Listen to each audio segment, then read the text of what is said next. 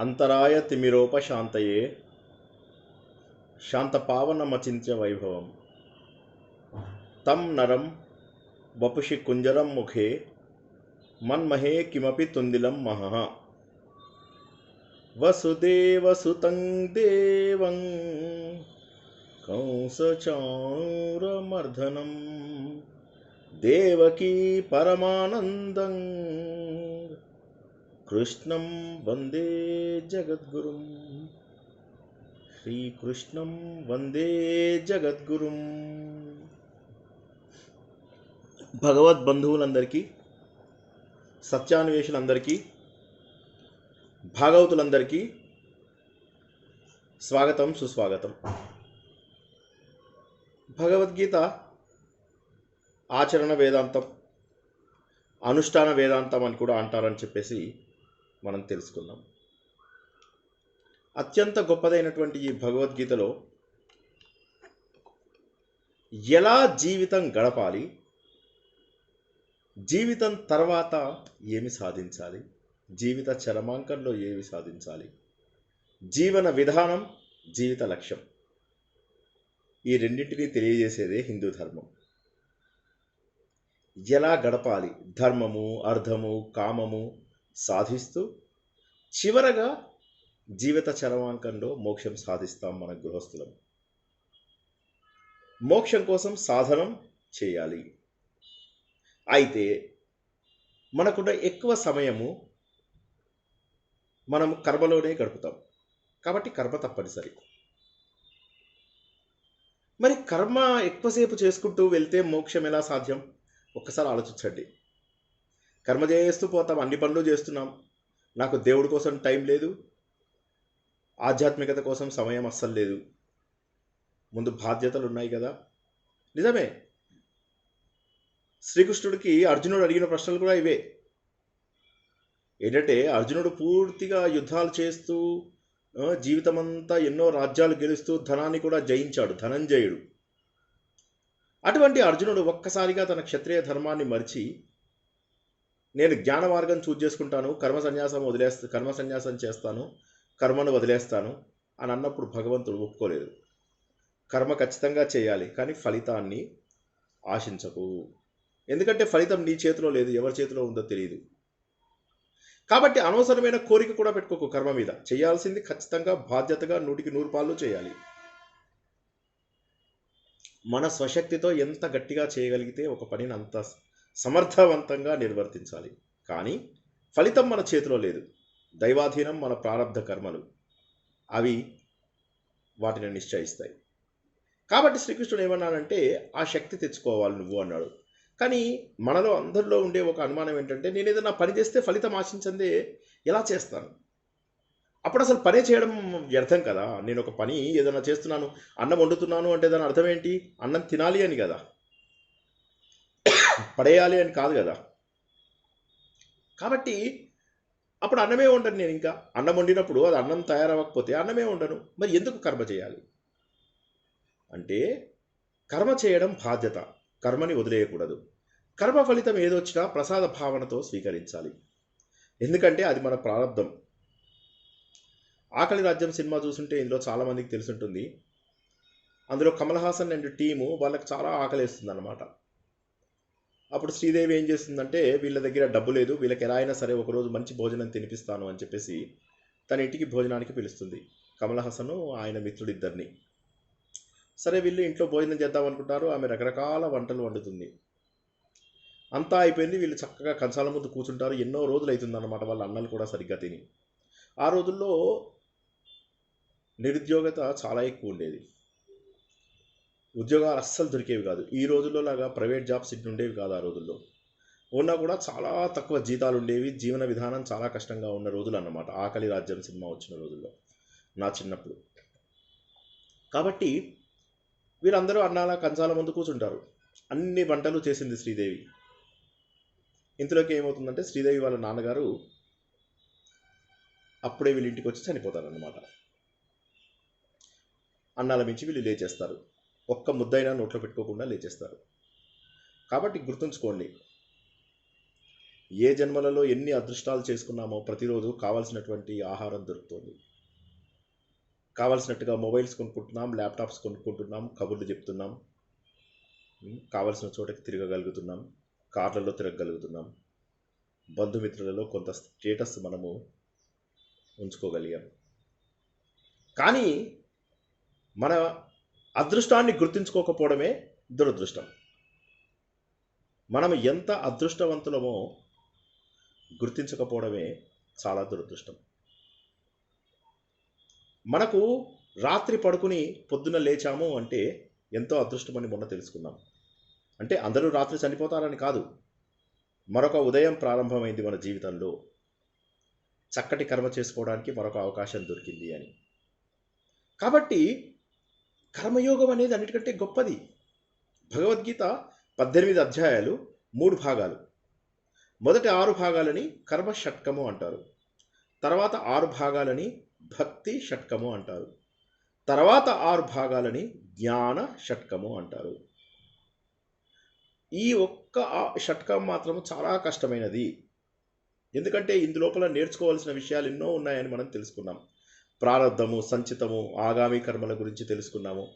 పంచ జ్ఞానేంద్రియాలు, పంచ కర్మేంద్రియాలు, పంచ ప్రాణాలు, మనస్సు, బుద్ధి, చిత్తము, అహంకారము అనబడేటటువంటి అంతఃకరణాల గురించి తెలుసుకున్నాము.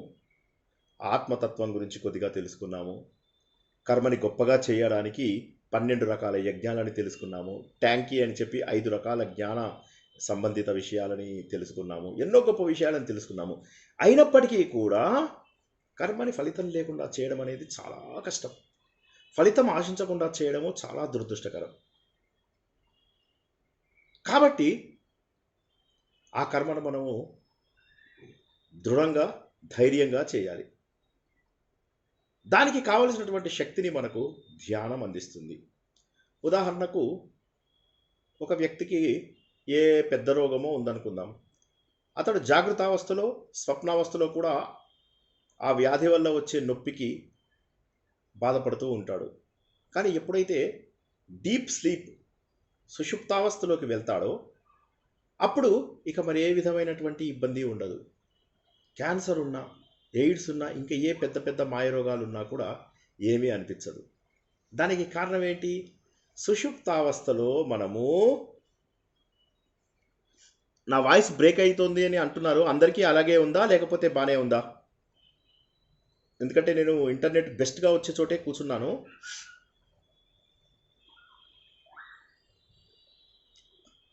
వినిపిస్తుంది. అంటే ఇంటర్నెట్ మాత్రం నేను ఉన్న దగ్గర చాలా బాగుంది, ఏమీ ఇబ్బంది లేదు. కాబట్టి కర్మ చేయడం తప్పనిసరి, కర్మని వదలలేం.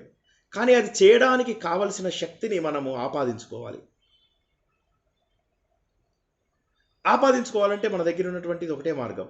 ఏంటంటే మనము నిద్రలో ఉన్నటువంటి స్థాయికి వెళ్ళాలి. దయచేసి ఈ ఒక్క విషయము ఒక 20 సార్లు చెప్తాను, కాస్త శ్రద్ధగా విని ఈ ఒక్క ముక్క అర్థం చేసుకోండి.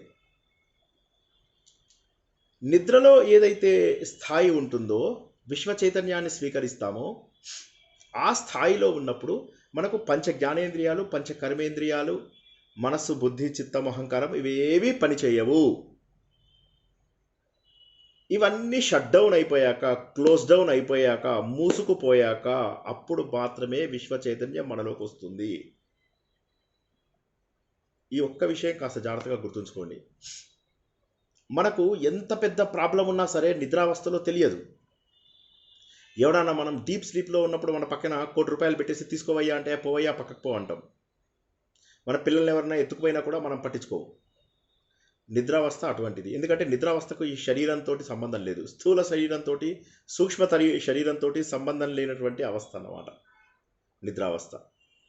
కాబట్టి ఆ అవస్థ లోపల మనం విశ్వ చైతన్యాన్ని తీసుకుంటాము. ఏ విశ్వ చైతన్యము తీసుకోవడానికి కావలసినటువంటి భాగాలన్నీ క్లోజ్ డౌన్ అయ్యాయో, షట్ డౌన్ అయ్యాయో, మూసుకుపోయాయో, దానిని మనము జాగృత అవస్థలో కూడా తెచ్చుకోగలిగితే ప్రతి క్షణము ఆ విశ్వ చైతన్యాన్ని తీసుకురాగలము.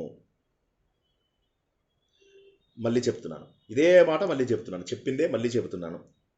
నిద్రావస్థలో పంచ జ్ఞానేంద్రియాలు, పంచ కర్మేంద్రియాలు, మనసు, బుద్ధి, చిత్తం, అహంకారం పనిచేయవు. ఆ సమయంలో మాత్రమే మనము విశ్వ చైతన్యాన్ని తీసుకోగలము. అంటే స్థూల శరీరం యాక్టివ్గా ఉంది అంటే విశ్వ చైతన్యం రాదు. సూక్ష్మ శరీరం యాక్టివ్గా ఉందంటే, మనసు బుద్ధి యాక్టివ్గా ఉందంటే విశ్వ చైతన్యం రాదు. విశ్వ చైతన్యం కేవలము స్థూల శరీరం, సూక్ష్మ శరీరంతో సంబంధం ఉన్నటువంటి పంచ జ్ఞానేంద్రియాలు, పంచ కర్మేంద్రియాలు, మనస్సు, బుద్ధి, చిత్తం, అహంకారం, అంటే ఈ దేహానికి ఏవైతే సంబంధం ఉన్నాయో అవన్నీ మూసివేసినప్పుడు మాత్రమే విశ్వ చైతన్యం మనకు వస్తుంది. కాబట్టి ఎవడన్నా ధ్యానానికి ఊరికే ఇలా కూర్చోండి ధ్యానం చేసేయండి అంటే ధ్యానం రాదు.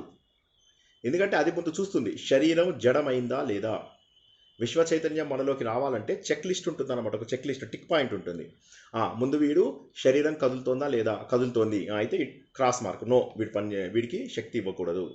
శరీరం కదలడం లేదు, అలా నిశ్చలంగా ఉన్నాడు, ఒక చెక్ పాయింట్ పడిపోయింది. మనస్సుతో ఏమన్నా ఆలోచిస్తున్నాడు అయితే మళ్ళీ క్రాస్ మార్క్, ఏమీ ఇవ్వద్దు వీడికి. కాబట్టి అవన్నీ అయితేనే ధ్యాన అనుభవాలు వస్తాయి. కళ్ళు మూసుకుని ఇలా అన్నప్పుడు ఎంతో ఆనందంగా అనిపిస్తుంది, కానీ అది ధ్యానం కాదు. దయచేసి అర్థం చేసుకోండి. మొన్న మనం ప్రశ్నావళిలో కూడా ఒక ప్రశ్న అడిగాము, ధ్యానము వితౌట్ ప్రిపరేషన్ వస్తుందా అని చెప్పేసి. అందరూ సరైన జవాబు ఇచ్చారు. ధ్యానంకి ప్రిపరేటరీ స్టెప్స్ అవసరము, ఖచ్చితంగా కావాలి అన్న విషయాన్ని మనం తెలుసుకున్నాం. కాబట్టి ధ్యానానికి ఖచ్చితమైనటువంటి ప్రిపరేటరీ స్టెప్స్ ఏంటంటే, ముందు మనస్సు, బుద్ధి, చిత్తం, అహంకారం క్లోజ్ అవ్వాలి. అంటే మన ఇంద్రియాలన్నీ పనిచేయడం ఆపేయాలి, లేదా ఇంద్రియాలను మన కంట్రోల్లోకి తెచ్చుకోవాలి. జితేంద్రియుడు. అందుకోసమే మనము ముందుగా జితేంద్రియుడి యొక్క లక్షణాలను తెలుసుకున్నాం. ఒక్కసారి ప్లీజ్ అర్థం చేసుకోండి ఎంత బ్యూటిఫుల్గా సీక్వెన్స్ ఇచ్చాడో. ఇంద్రియాలను జయిస్తే తప్ప ధ్యానంలోకి వెళ్ళలేము. అందుకే జితేంద్రియుడు అని చెప్పేసి భగవంతుడు బోల్డంతసేపు మాట్లాడాడు. ఇంద్రియాలను దాటాలి, ఇంద్రియాలను దాటిన తర్వాత సమలోష్టాశ్మ కాంచన అని చెప్పేసి భగవంతుడు చెబుతూ అన్నింటినీ సమానంగా చూసే దృష్టికి రావాలి. అప్పుడు మనస్సు, బుద్ధి, చిత్తం, అహంకారం స్థిరంగా ఉంటాయి అని చెప్పేసి భగవంతుడు మనకు చెప్తున్నాడు. అంటే ఏంటి ఇక్కడ మనం అర్థం చేసుకో, మన శరీరం గనక పనిచేయకుండా ఉండాలి. శరీరం పనిచేయకూడదు, మన మనస్సు, బుద్ధి, చిత్తం, అహంకారం పనిచేయకూడదు. అప్పుడు మాత్రమే మనము ఈ శక్తిని తెచ్చుకోగలుగుతాము. ఈ శక్తిని తెచ్చుకోవడానికి మన దగ్గర ఉన్నటువంటి ఏకైక ఆయుధం ఏంటంటే, మనసు, బుద్ధి, చిత్తం, అహంకారం క్లోజ్ చేయాలి, ఇంద్రియాల పని కూడా క్లోజ్ చేయాలి. అవి క్లోజ్ చేసినప్పుడు మాత్రమే మనకు ధ్యానం యొక్క అసలు అనుభవం వస్తుంది. చాలామంది రకరకాల విషయాలు మాట్లాడుతుంటారు. నాకు ధ్యానంలో ఇలా జరిగింది, ధ్యానంలో అలా జరిగింది. అవి ధ్యానంలో జరిగినవి కాదు. దయచేసి క్షమించండి నేను ఇలా అంటున్నందుకు. అవి ధ్యానంలో వచ్చినవి కాదు. మీ మనస్సు చేస్తున్న పిచ్చి సంకల్పాల వల్ల పిచ్చి పిచ్చి భావాలు ఏర్పడ్డాయి. మరోసారి చెబుతాను, జాగ్రత్తగా వినండి. చెప్పిందే ఇవాళ 2-3 సార్లు చెప్పాల్సి వస్తుంది, ఎందుకంటే ఈ పాయింట్ గట్టిగా పట్టుకున్నారంటే ఈజీగా అర్థమవుతుంది. మనస్సు పనిచేస్తున్నంత వరకు పిచ్చి పిచ్చి సంకల్పాలు వస్తాయి. మనస్సుని ఆపినప్పుడు దీన్ని మనోనాశనం అంటారు. ఆ మనోనాశనం అనే స్థాయికి వెళ్ళినప్పుడు, లేదా మనస్సు పైన మనం కంట్రోల్ వచ్చినప్పుడు, ఇంద్రియాలపైన కంట్రోల్ వచ్చినప్పుడు మాత్రమే అసలైనటువంటి ధ్యాన అనుభవం వస్తుంది. అప్పుడు ఇక్కడి నుంచి మనకు ఏదో శక్తి లోపలికి వస్తున్నట్టుగా తెలుస్తుంది. అర్ధరాత్రి మనకు నిద్ర లోపల తెలియదు, కానీ పొద్దున లేచిన తర్వాత ఎలా ఉంది అంటే అద్భుతంగా ఉంది. అంటే ఎందుకు? దానికి కారణం ఏంటంటే మనం దాదాపుగా ఈ దేహాన్ని వదిలేసినటువంటి స్థాయికి వెళ్ళాము. అప్పుడు విశ్వ చైతన్యం వచ్చింది. ఇంతకుముందు ఒకసారి చెప్పాను కదా, మనము అర్ధరాత్రి పడుకొని డీప్ స్లీప్లో ఉండి లేచిన తర్వాత దాన్ని నిత్య ప్రళయం అంటారు. అంటే డైలీ వచ్చేటటువంటి ప్రళయము. ప్రతిరోజు మరణం చెందుతాము. ప్రతిరోజు మనకు వచ్చేటటువంటి మరణాన్ని నిత్య ప్రళయం అంటాము. అందుకే పొద్దున లేచిన తర్వాత వెంటనే శరీరం స్నానం చేయాలి, మైల స్నానం చేయాలి, నిప్పు దగ్గరికి వెళ్ళకూడదు. నిత్య ప్రళయము. ఎందుకంటే దేహాన్ని వదిలేసాం. ఇప్పుడు మనకు కావాల్సింది ఏంటంటే ధ్యానంలో కూడా దేహానికి సంబంధం లేకుండా మనము నిశ్చల తత్వంతో విశ్వ చైతన్యాన్ని స్వీకరించాలి. అంటే ఎంత సాధన కావాలో ఒకసారి అర్థం చేసుకోండి. కాబట్టి ధ్యానం అనేది అంత సులభంగా వచ్చేది కాదు. మరి ఇప్పుడు బయట ప్రపంచంలో ఇన్ని ఇన్స్టిట్యూషన్స్ ఉన్నాయి నేర్పించేవి. వాళ్ళందరూ ఏం చేస్తున్నారు? మరి ఏం నేర్పిస్తున్నారు అంటే వాళ్ళన్నీ యమ, నియమ, ఆసన, ప్రాణ ఇవన్నీ నేర్పించరు. ఇంపార్టెంట్ ఆసన ప్రాణాయామాలు కొంతమంది కొన్ని ఇన్స్టిట్యూషన్స్ నేర్పిస్తాయి, కొంతమంది ఇలా ఉండండి అని చెప్పి చెప్తారు. కానీ మిమ్మల్ని యమ లోపల ఇవన్నీ ఉన్నాయి, ఇవన్నీ చేస్తేనే మీకు వస్తుంది అని చెప్పి చెప్పరు. మామూలుగా క్లుప్తంగా చెప్తూ వదిలేస్తారు. అవి మీకు వదిలేస్తారు. యమ నియమాలు మీరు పాటిస్తున్నారు అని అజ్యూమ్ చేసుకుంటారు, వాళ్ళు ఊహిస్తారు. మీరు యమ నియమాలు పాటిస్తారు. పాటించడం వల్ల మీరు తర్వాత స్టెప్స్ అయినటువంటి ఆసన ప్రాణాయామాలు చేస్తారు. తర్వాత మీకు ధ్యానాలు సులభమవుతుంది అని చెప్పేసి, ధ్యానంలో ఉన్న 3 మెట్లు సులభమవుతాయి అని చెప్పేసి వారు అనుకుంటారు. కానీ వాళ్ళు మీతోని చెయ్యి పట్టుకుని యమము చెయ్యాలి, నియమం చెయ్యాలి అని చెప్పి చేయించలేరు. అంత సమయము ఉండదు. అండ్ ఒక వ్యక్తిని యమ నియమాలు పాటించేటట్టుగా చేయడం చాలా కష్టము. అవి పాటిస్తే తప్ప మన శరీరాన్ని మనం వదిలేసే శక్తి ఉండదు. దీనికి ఒక చిన్న టెస్ట్ పెట్టుకోమని చెప్తారన్నమాట. ఆ టెస్ట్ ఏంటంటే, ఇది నేను క్విజ్లో కూడా అడుగుతాను. ఆ టెస్ట్ ఏంటంటే, స్థిరంగా ఇలా కూర్చోండి కదలకుండా. ఇది భైరవ ముద్ర, భైరవి ముద్ర, మీ ఇష్టం ఏ ముద్ర అయినా వేసుకోండి, లేదా చిన్ముద్ర, జ్ఞానముద్ర, ఆది ముద్ర, మీ ఇష్టం వచ్చిన ముద్రలో కూర్చొని అలా కదలకుండా కూర్చోండి. ఆలోచనలు వస్తే రానియండి, పర్వాలేదు. శరీరం మటుకు కదల్చకుండా ఒక 1-2 నెలలు ప్రాక్టీస్ చేయండి. శరీరంలో మాత్రం కదలిక రాకూడదు, అంతే. శరీరంలో కదలిక రాకూడదు. 2 నెలల పాటు ప్రాక్టీస్ చేయండి. ఎంతసేపు? శరీరం ఇలా అయినా కదలకుండా, ఇలా కదలకుండా పక్కకి, లేదా చెయ్యిని కాస్త ఇలా తీసి ఇలా పెట్టుకోవడము, లేదా కాస్త కాలును సర్దుకోవడము, ఇవన్నీ చేయకుండా ఎంతసేపు కూర్చోగలరో చూడండి. అది క్రమక్రమంగా పెంచుకోండి. తర్వాత ధ్యానం గురించి ఆలోచిద్దాం. ధ్యానానికి చాలా టైం ఉంది.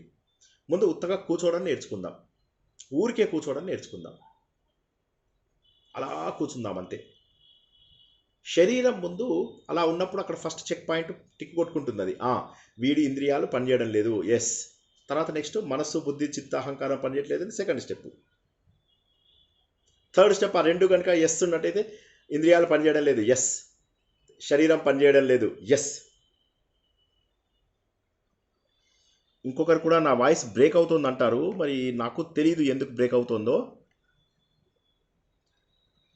చెక్ పాయింట్ 2, నేనున్నది చాలా పర్ఫెక్ట్ ఇంటర్నెట్ వచ్చే ప్లేస్లో కూర్చున్నాను. బహుశా మరి ఇయర్ ఫోన్స్ వల్లేమో తీసేసి చూస్తాను.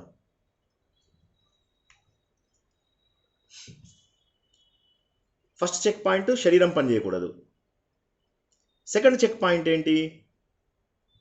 మనకు ఇంద్రియాలు పనిచేయకూడదు, మనస్సు, బుద్ధి, చిత్తం, అహంకారం పనిచేయకూడదు. ఇవి పనిచేయకుండా ఉంటే మాత్రమే మనం శక్తి. కాబట్టి ముందు ఫస్ట్ అవి ఆ చెక్ పాయింట్ ట్రై చేసుకుందాం. కాబట్టి ఇది చేయడానికి కేవలము ఏకాంతంగా ఉండాలి అని చెప్పి గత వారం తెలుసుకున్నాము. అయితే ఇప్పుడు నేను చెప్పిన మాటలన్నీ కూడా శ్రీకృష్ణుడు ఏం చెప్తున్నాడంటే, ఇవన్నీ వేదాల్లో ఉన్నాయి. మనం గత వారం తెలుసుకున్నాము. సంస్కృతంలో పదాలని తారుమారు చేసి, ఉల్టా చేసి మనం అందులో ఉన్న అసలు అర్థాన్ని గ్రహించగలం. యజ్ఞం అంటే మనం చేసే కర్మ, యజ. దాన్ని రివర్స్ చేస్తే జయ, అంటే కర్మ చేసిన వాడికి విజయం వస్తుంది. యజ అంటే యజ్ఞం. మనం 4వ అధ్యాయంలో 3వ అధ్యాయంలో నేర్చుకున్నాం. ఏంటంటే యజ్ఞం ఎందుకు చేయాలి? యజ్ఞాన్ భవంతి భూతాని పర్జన్యాద్ అన్న సంభవ ఏదో ఉంది కదా, అక్కడ యజ్ఞం ఖచ్చితంగా చేయాలి. అంటే యజ్ఞం అంటే కర్మలు చేయాలి అని చెప్పేసి. పూర్వకాలంలో కర్మలు అంటే యజ్ఞాలే కాబట్టి అలా అనేవాళ్ళు. ఆ యజ్ఞం చేస్తే యజ, తీసేస్తే జయ. ఇంకొక ఉదాహరణ ఏం తెలుసుకున్నాం? సింహ అంటే హింస. లలిత సహస్రనామం లోపల శ్రీమాతా శ్రీ మహారాజ్ఞి శ్రీమత్ సింహాసనేశ్వరి, ఆ సింహ లోపల హింస అవుతుందన్నమాట. మూడవది వేద దేవ, అంటే వేదాలలో ఉన్నదంతా కూడా దేవ రహస్యం. ఆ వేదాలలో ఉన్న గొప్ప రహస్యం ఏంటంటే, ఇంద్రియాలను ఆపేసుకోవాలి, తర్వాత మనసు, బుద్ధిని ఆపుకుంటే విశ్వ చైతన్యం వస్తుంది. అది రావాలంటే మనము నిద్రపోతే సరిపోతుంది, లేదా దాన్ని నిరంతరము ఆ శక్తిని మన లోపల తీసుకోవాలి అంటే మనము ధ్యానాన్ని అలవర్చుకోవాలి. అది అలవర్చుకోవడానికి యమ, నియమ, ఆసన, ప్రాణాయామ, ప్రత్యాహార, ధారణ, ధ్యాన, సమాధి అనే మెట్లున్నాయి. ఈ మెట్లలో మొదటి 5 ప్రిపరేటరీ స్టెప్స్ అంటారు, మనను తయారు చేస్తాయి. తర్వాత 3 అసలైన ధ్యానం కుదిరేవి, ధారణ, ధ్యాన, సమాధి. వీటిని ఒక్కసారిగా వివరించుకుని ఈరోజు ధ్యానం ఎలా చేయాలో నేర్చుకుందాం. ఎలా అంటే భగవంతుడు ముందు ప్రిపరేటరీ స్టెప్స్ ఎలా చేయాలో నేర్పిస్తున్నాడు. కంప్లీట్ ప్రాక్టికల్ క్లాసెస్ అన్నమాట భగవంతుడు చెబుతున్నవి. మనము థియరీ నేర్చుకున్న తర్వాత మనం ఇంతకుముందు అనుకున్నట్టుగా ప్రాక్టికల్ క్లాసెస్ కూడా తెలుసుకుందాం. యమము అంటే ఇందులోపల ఏమొస్తాయంటే, మనం గత వారం అపరిగ్రహము, అస్తేయము గురించి అడిగాము. చాలామంది ఇంటర్నెట్ నుంచి సరైన సమాధానాలు చెప్పారు. కాస్త ఈ 2 ఒకదానికి ఒక సంబంధం ఉన్నట్టుగానే ఉంటాయి. అంటే అనవసరమైన వస్తువులు పోగు చేసుకోకూడదని, వేరే వారి దగ్గర గిఫ్ట్స్ స్వీకరించకూడదని, వేరే వాళ్ళ వస్తువులు దొంగతనం, పరిగ్రహం అంటే దొంగతనం, పరిగ్రహం చేసుకోకూడదని, వేరే వాళ్ళ ఆస్తులను వాటిని చూసి మనము అసూయపడకూడదని, ఇటువంటి ఎన్నో విషయాలు మనకు అపరిగ్రహము అస్థేయంలో వస్తాయి. ఇప్పుడు మీరు బోల్డ్ అంత ఆస్తులు కూడా పెట్టుకున్నారు, 100 మంది తినేది మీరు మీరు 10 మంది కూడా పెట్టుకున్నారు అనుకోండి, మీకు పాపం వస్తుంది. మీరు ఇంకో 90 మందికి మీరు వాళ్ళకి కావాల్సిన వస్తువులను మీరు ఇవ్వకుండా చేస్తున్నారన్నమాట. అది కూడా తప్పే. వేరే వాళ్ళ దగ్గర అనవసరమైనటువంటి గిఫ్ట్ తీసుకోవడము, వేరే వారి దగ్గర వస్తువులు తీసుకోవడము, వేరే వారికి అనవసరంగా రుణపడిపోవడం ఏదైతే ఉందో అది కూడా తప్పే. వీలైనంత వరకు మీకు అత్యంత కష్టమైనప్పుడు తప్ప వేరే వారి సహాయాన్ని స్వీకరించకండి. ఇది అపరిగ్రహం అస్థేయం. ఇక అహింస, హింసా మార్గాన్ని హిందూ ధర్మం మొదటి నుంచి కూడా వ్యతిరేకిస్తుంది. ఇందులో మనము మాంసాహారంది ఒకటే మాట్లాడుకున్నాం గతంలో. అది కూడా ఏంటంటే భగవద్గీత ప్రకారము కేవలం శాకాహారమే తినాలి. పురాణాలలో మాంసాహారం ఉన్న సంగతి మనందరికీ తెలిసిందే. కానీ భగవద్గీత ప్రకారం మాత్రము కేవలము వర్షం పడుతుంది, వర్షం పడ్డప్పుడు ఆ పొలంలోంచి వచ్చినటువంటి పంటల్ని తీసుకొని వాటిని మనం స్వీకరించి తద్వారా శక్తిని పొందించుకుని మనకు వర్షాలను కురిపించినటువంటి దేవతల కోసం యజ్ఞం చేస్తాము. యజ్ఞం చేస్తే మళ్ళీ వాళ్ళు సంతోషపడి వర్షం కురిపిస్తారు. వర్షం కురిపించిన తర్వాత మళ్ళీ పంటలు పండుతాయి. ఆ పంటలలో వచ్చిన ఆహారాన్ని మళ్ళీ స్వీకరిస్తాము, మళ్ళీ కర్మ యజ్ఞం చేస్తాము. ఇలాగా ఒక చక్రం కొనసాగుతుంది, ఒక వలయం కొనసాగుతుంది. కాబట్టి శాకాహారం మాత్రమే తినాలి భగవద్గీత ప్రకారం. అయితే పురాణాల ప్రకారం మాత్రం మాంసాహారం తినవచ్చు. ఈ మాంసాహారాన్ని మనం ఉదాహరణ కూడా ధర్మపాదుడి ఉదాహరణ కూడా తీసుకుని తెలుసుకున్నాము. ఎప్పుడైతే ఈ మాంసాహారం తీసుకుంటారో వారిది ఆ జంతువుని చంపినప్పటి నుంచి అది తినే వరకు ఎంతమంది ఉంటారో వాళ్ళందరి మీద పాపం ఈక్వల్గా డిస్ట్రిబ్యూట్ అవుతుంది అని. అనవసరమైనటువంటిది ఆహార భద్రతకు లోపం లేనంత వరకు కూడా మాంసాహారము తినకూడదు. ఎప్పుడైతే మనకు ఆహారము దొరకదో ఆ సమయాల్లో మాత్రమే మనము హింసకు వెళ్ళాలి. అయితే ప్రపంచంలో మనందరికీ తెలిసిందే, ప్రపంచంలో ఉన్నటువంటి best of the best places ఏంటి అంటే ఇండియా, చైనాలు. ఈ ఇండియా చైనాలో కూడా, చైనాలో మళ్ళీ మీరు వెస్టర్న్ సైడ్ వెళ్తే వాళ్ళకి అక్కడ ఏమీ దొరకవు. కానీ ఇండియాలో మాత్రము మొత్తం మీకు పూర్తిగా భగవంతుడు సారవంతమైన భూములు, తర్వాత మీకు ఖనిజాలు, గొప్ప పంట సంపద, వర్షాలు, అన్ని చక్కటి వాతావరణము అన్నీ ఇచ్చాడు. బర్మా నుంచి, అంటే ఇప్పుడు మయాన్మార్ అనే బర్మా నుంచి ఇలా కొన్ని కిలోమీటర్ల డిస్టెన్స్ లోపల, ఒక 1000-2000 కిలోమీటర్ల డిస్టెన్స్లో ఒక చక్రం గీస్తే అందులో ఉన్న వాళ్లకు మాత్రమే ఫుడ్ దొరుకుతుంది. మిగతా వాళ్ళందరికీ కూడా ఆర్టిఫిషియల్గా తయారు చేసుకోవాలి, కృత్రిమంగా తయారు చేసుకోవాలి. కేవలం ఈ ప్రదేశంలో మాత్రమే అందరికీ భోజనం దొరుకుతుంది అన్న విషయాన్ని మనం గుర్తుంచుకోవాలి. కాబట్టి మనకు భగవంతుడు అద్భుతమైనటువంటి స్థలాన్ని అందించాడు. అందించి ఇక్కడ రైసు, గోధుమ రెండు కూడా అందించాడు. గోధుమ ద్వారా వచ్చే విటమిన్స్ ఎన్ని, రైస్ ద్వారా వచ్చేవన్నీ, సరిగ్గా విటమిన్స్, మినరల్స్ అన్ని సరైన పాలలో అందుతూ ఆరోగ్యవంతంగా ఉంచడానికి కావలసినవి ఉన్నాయి. కాబట్టి అటువంటి గొప్ప ధర్మభూమి లోపల మనం పుట్టాము అన్న విషయాన్ని గుర్తుంచుకోండి. కాబట్టి ఆహార విషయంలో ఏంటంటే మనకు అవకాశం ఉంది కాబట్టి అహింస మంచిది. అయితే ఇది కేవలం జంతువులలోనే కాకుండా మనస్సు, వాక్కు, కర్మల ద్వారా కూడా హింస చేయకూడదు. మనం అస్థేయము, అపరిగ్రహము గురించి తెలుసుకున్నాము. రెండు దాదాపు సుమారు సమానమైనటువంటి డెఫినేషన్సే. మూడవదైనటువంటి అహింస అంటే హింస చేయకూడదు అన్నటువంటి విషయాన్ని తెలుసుకున్నాము. మనస్సు ద్వారా అంటే ఎవరైనా బాధ పెట్టడము, ఎవరైనా మాటలతో హింసించడము, ఇవన్నీ వాక్కు ద్వారా. నిజంగా కర్రల ద్వారా, కత్తుల ద్వారా బాధ పెట్టడము, శారీరకంగా ఎవరిని చేయకుండా ఉండడము, ఇది అహింస. ఇక అసత్యం, సత్యము ఎప్పుడూ పలకాలి. సత్యం వద ధర్మం చెర అంటారు. సత్యవాక్కు, భగవంతుడు సత్యము, భగవంతుడు కోరుకునేది సత్యము. కాబట్టి ఆ సత్యాన్ని మనము నిరంతరము పాటించాలి. మళ్ళీ ఇందులో కొన్ని చిన్న చిన్న ఎగ్జంప్షన్స్ ఉన్నాయి. మీ అందరికీ ఆ కథ తెలిసిందే కదా. ఒక ఋషి తపస్సు చేసుకుంటూ ఉంటాడు. ఆయన దగ్గరికి దొంగలు ఎవరినో తడుముకుంటూ వచ్చి ఫలానా వ్యక్తి ఎక్కడున్నాడు అంటే అప్పుడు చూస్తాడు, ఈ వ్యక్తి ఎక్కడున్నాడు, పక్క ఎక్కడో గుహలో దాక్కున్నాడు. గుహలో దాక్కున్నాడు నాకు తెలియదు అని చెప్తే అబద్ధం. కాబట్టి ఆ మనిషి ఇక్కడ ఉన్నాడు కాబట్టి సత్యం చెప్పాలి, సత్యమే పలకాలి అని చెప్పి అక్కడ ఉన్నాడు గుహలో అని చెప్తాడు. వాళ్ళు వెళ్ళి ఆ వ్యక్తిని చంపేస్తారు. కాబట్టి అక్కడ సత్యం పలకడం వల్ల తప్పు జరిగింది. కాబట్టి ధర్మబద్ధమైన సత్యం పలకాలి, ధర్మబద్ధమైన సత్యమే పలకాలి.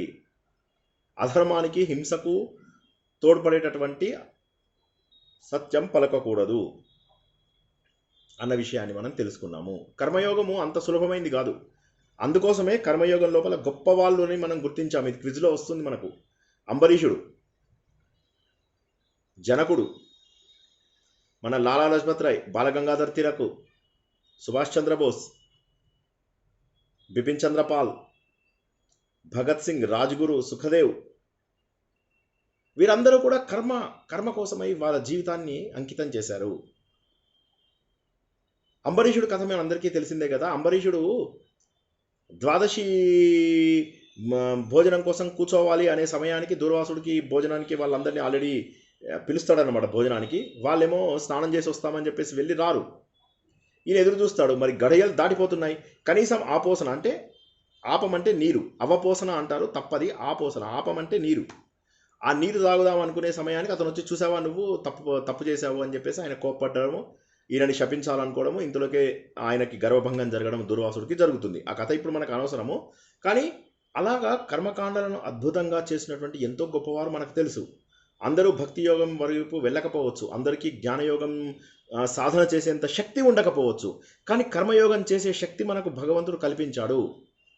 కర్మని ధర్మబద్ధంగా చేయగలిగేటటువంటి శక్తిని కల్పించాడు. ఆ కర్మని ధర్మబద్ధంగా చేయడం కోసమే అహింస, మన అసత్యం చేయకుండా ఉండడము, అపరిగ్రహము, అస్థేయము, చివరగా బ్రహ్మచర్యము. బ్రహ్మచర్యం అంటే ఇంద్రియ నిగ్రహం అనేది ఒకటి వస్తుంది. ఇంకోటి ఏంటంటే బ్రహ్మచరించినట్టుగా, బ్రహ్మ ఏ విధంగా మనని చరించమని చెప్పాడో, చరించడం అంటే కదలడం, బ్రహ్మ వెళ్ళిన మార్గంలో వెళ్ళడమే బ్రహ్మచర్యము. ఆ విధంగా ఇంద్రియ నిగ్రహాలు చేసుకునే మనము మన జీవితాన్ని ధర్మబద్ధంగా తీసుకెళ్ళాలి. ఈ ఐదింటిని యమము అంటారు. ఒకసారి ఆలోచించండి, ఇందులో ఏం కష్టం ఉంది? వేరే వాళ్ళ దగ్గర అనవసరమైన గిఫ్ట్ తీసుకోకూడదు, అనవసరమైనటువంటి హెల్ప్, తప్పనిసరి పరిస్థితుల్లో ఇంకేం చేయలేము, జీవన విధానం కొనసాగాలి కాబట్టి తప్పదు, జీవన గమనం కొనసాగాలి. అవి వదిలేసి మిగతా విషయాల్లో వీలైనంత వరకు స్వీకరించకూడదు. అహింస, వీలైనంత వరకు హింస చేయకూడదు. అసత్యం, వీలైనంత వరకు సత్యమే పలకాలి. బ్రహ్మచర్యము, వీలైనంత వరకు అనవసరమైన ఇంద్రియాలంటే కళ్ళు, ముక్కు, నోరు, ఇవన్నీ కూడా ఇంద్రియాలే. ఇదే కదా, ఇదే మనకు ఫస్ట్ చెక్ పాయింట్ ఇదే. కాబట్టి ఇంద్రియ నిగ్రహం కావాలి. బ్రహ్మచర్యం అంటే ఇంద్రియ నిగ్రహం. సో ఈ విధంగా ఈ ఐదింటిని యమము అంటారు. ఇక నియమాలు కూడా 5. ఈ 5 ఏంటంటే సంతోషం. మనము సంతోష స్వరూపులము, ఎప్పుడూ నిరంతరము సంతోషంగా కొనసాగేటటువంటి వారము. సత్ చిత్ ఆనంద స్వరూపులము. సత్ అంటే సత్యమైనటువంటి, చిత్ అంటే చైతన్యవంతమైనటువంటి ఆనందము. నిరంతరము ఆనందంగా ఉండే స్వరూపులము మనము. ఎప్పుడు సంతోషంగా ఉండాలి. ఏది జరిగినా కూడా నాకు సంబంధం లేదు, భగవంతుడు నాకు ఇచ్చింది ప్రసాదము, ప్రసాదం ఏ విధంగా ఆనందంగా స్వీకరిస్తామో అది తీసుకోవాలి. ఎప్పుడు సంతోషంగానే ఉండాలి, ఎందుకంటే అదే మన అసలు స్వరూపము. అయోమయానికి, అల్లకొల్లలానికి గురయ్యేది మన స్వరూపం కాదు. ఎప్పుడూ ఆనందంగా ఉండేదే మన స్వరూపము. కాబట్టి ఆ స్వరూపంలో ఉండాలి. ఎప్పుడూ కూడా సంతోషంగా ఉండండి. ఎప్పుడు ఈ రోజు నుంచి ఏది జరిగినా సంతోషంగా ఉండండి. ఏది జరిగినా ఒక లైన్లో ఎక్కువసేపు నిలబడాల్సి వచ్చింది, సంతోషపడండి. దేవుడు నన్ను ఎక్కువసేపు దర్శనానికై నిలబెట్టి దైవ స్మరణ చేసుకునే అవకాశం కల్పించాడు అని చెప్పేసి. అలాగ ప్రతిదాన్ని పాజిటివ్గా చూడండి. ట్రాఫిక్లో ఆపాడనుకోండి, ట్రాఫిక్లో ఆపితే ఆ సిగ్నల్ మీకు ఆన్ అయ్యే లోపల 1000 సార్లు నేను రామ అంటాను అనుకోండి. 1000 సార్లు కాకపోతే 100 సార్లు అయినా అంటారు కదా. సో అలాగా మీ అప్పుడు ఏమవుతుందంటే సిగ్నల్ చాలా ఫాస్ట్గా వచ్చేసినట్టు అవుతుంది మీకు. చిన్న చిన్న విషయాలలో మన జీవితాన్ని ఎంతో మార్చుకోవచ్చు. అనుభవపూర్వకంగా చెబుతున్నాను, దయచేసి అర్థం చేసుకోండి. సిగ్నల్స్ ఇప్పుడు నన్ను బాధించవు. కాబట్టి అది అంటే ఈ విధంగా ఏంటంటే ఎప్పుడు సంతోషంగా ఉండడానికి ప్రయత్నం చేయండి. ఏది జరిగినా మన మంచికే అన్నట్టయితే ఎప్పుడు సంతోషంగా ఉండవచ్చు. ఇక శౌచం అంటే శుభ్రంగా ఉండడము. వీలైనంత వరకు పరిశుభ్రంగా ఉండడానికి ప్రయత్నం చేయండి. Cleanliness is next to godliness అంటారు. ఇది క్విజ్లో వస్తుంది. శౌచం అనేది భగవంతుడి స్వరూపము. ఎప్పుడు శుభ్రంగా, మానసికంగా, శారీరకంగా శుభ్రంగా ఉండడానికి ప్రయత్నం చేయండి. అందుకే మనం పొద్దున అపవిత్ర పవిత్రోవా సర్వాష్టాంగతోపివా యస్మనేత్ పుండరీకాక్ష స బాహ్య అభ్యంతర శుచి పుండరీకాక్ష అని నీళ్లు చల్లుకుంటాము. బయట లోపల కూడా పరిశుభ్రంగా ఉంచు. ఈ శరీరాన్ని ఎలా అయితే సబ్బుతో కడిగి శుభ్రంగా చేసుకుంటామో మనస్సును కూడా అదేవిధంగా పిచ్చి ఆలోచనలను బయటకు తీసి శుద్ధి చేసుకోవాలి. దాన్ని శౌచం అంటారు. ఇక మూడవది అత్యంత గొప్పది స్వాధ్యాయము. మనము జ్ఞాన యజ్ఞం తెలుసుకునే కాలం 4వ చాప్టర్ లోపల కూడా తెలుసుకున్నాం కదా. జ్ఞానము ఏదైతే తెలుసుకున్నా ఆ సమయంలో స్వాధ్యాయ యజ్ఞము జ్ఞానయజ్ఞము, బ్రహ్మయజ్ఞము అన్నిటికంటే గొప్పవి అనుకున్నాం. ఈ స్వాధ్యాయం అంటే ఋషులు మనకు అందించినటువంటి వేద విజ్ఞానాన్ని, పురాణ విజ్ఞానాన్ని, ఈ సంపదలను చదువుకుని వాటిని ఆచరించండి.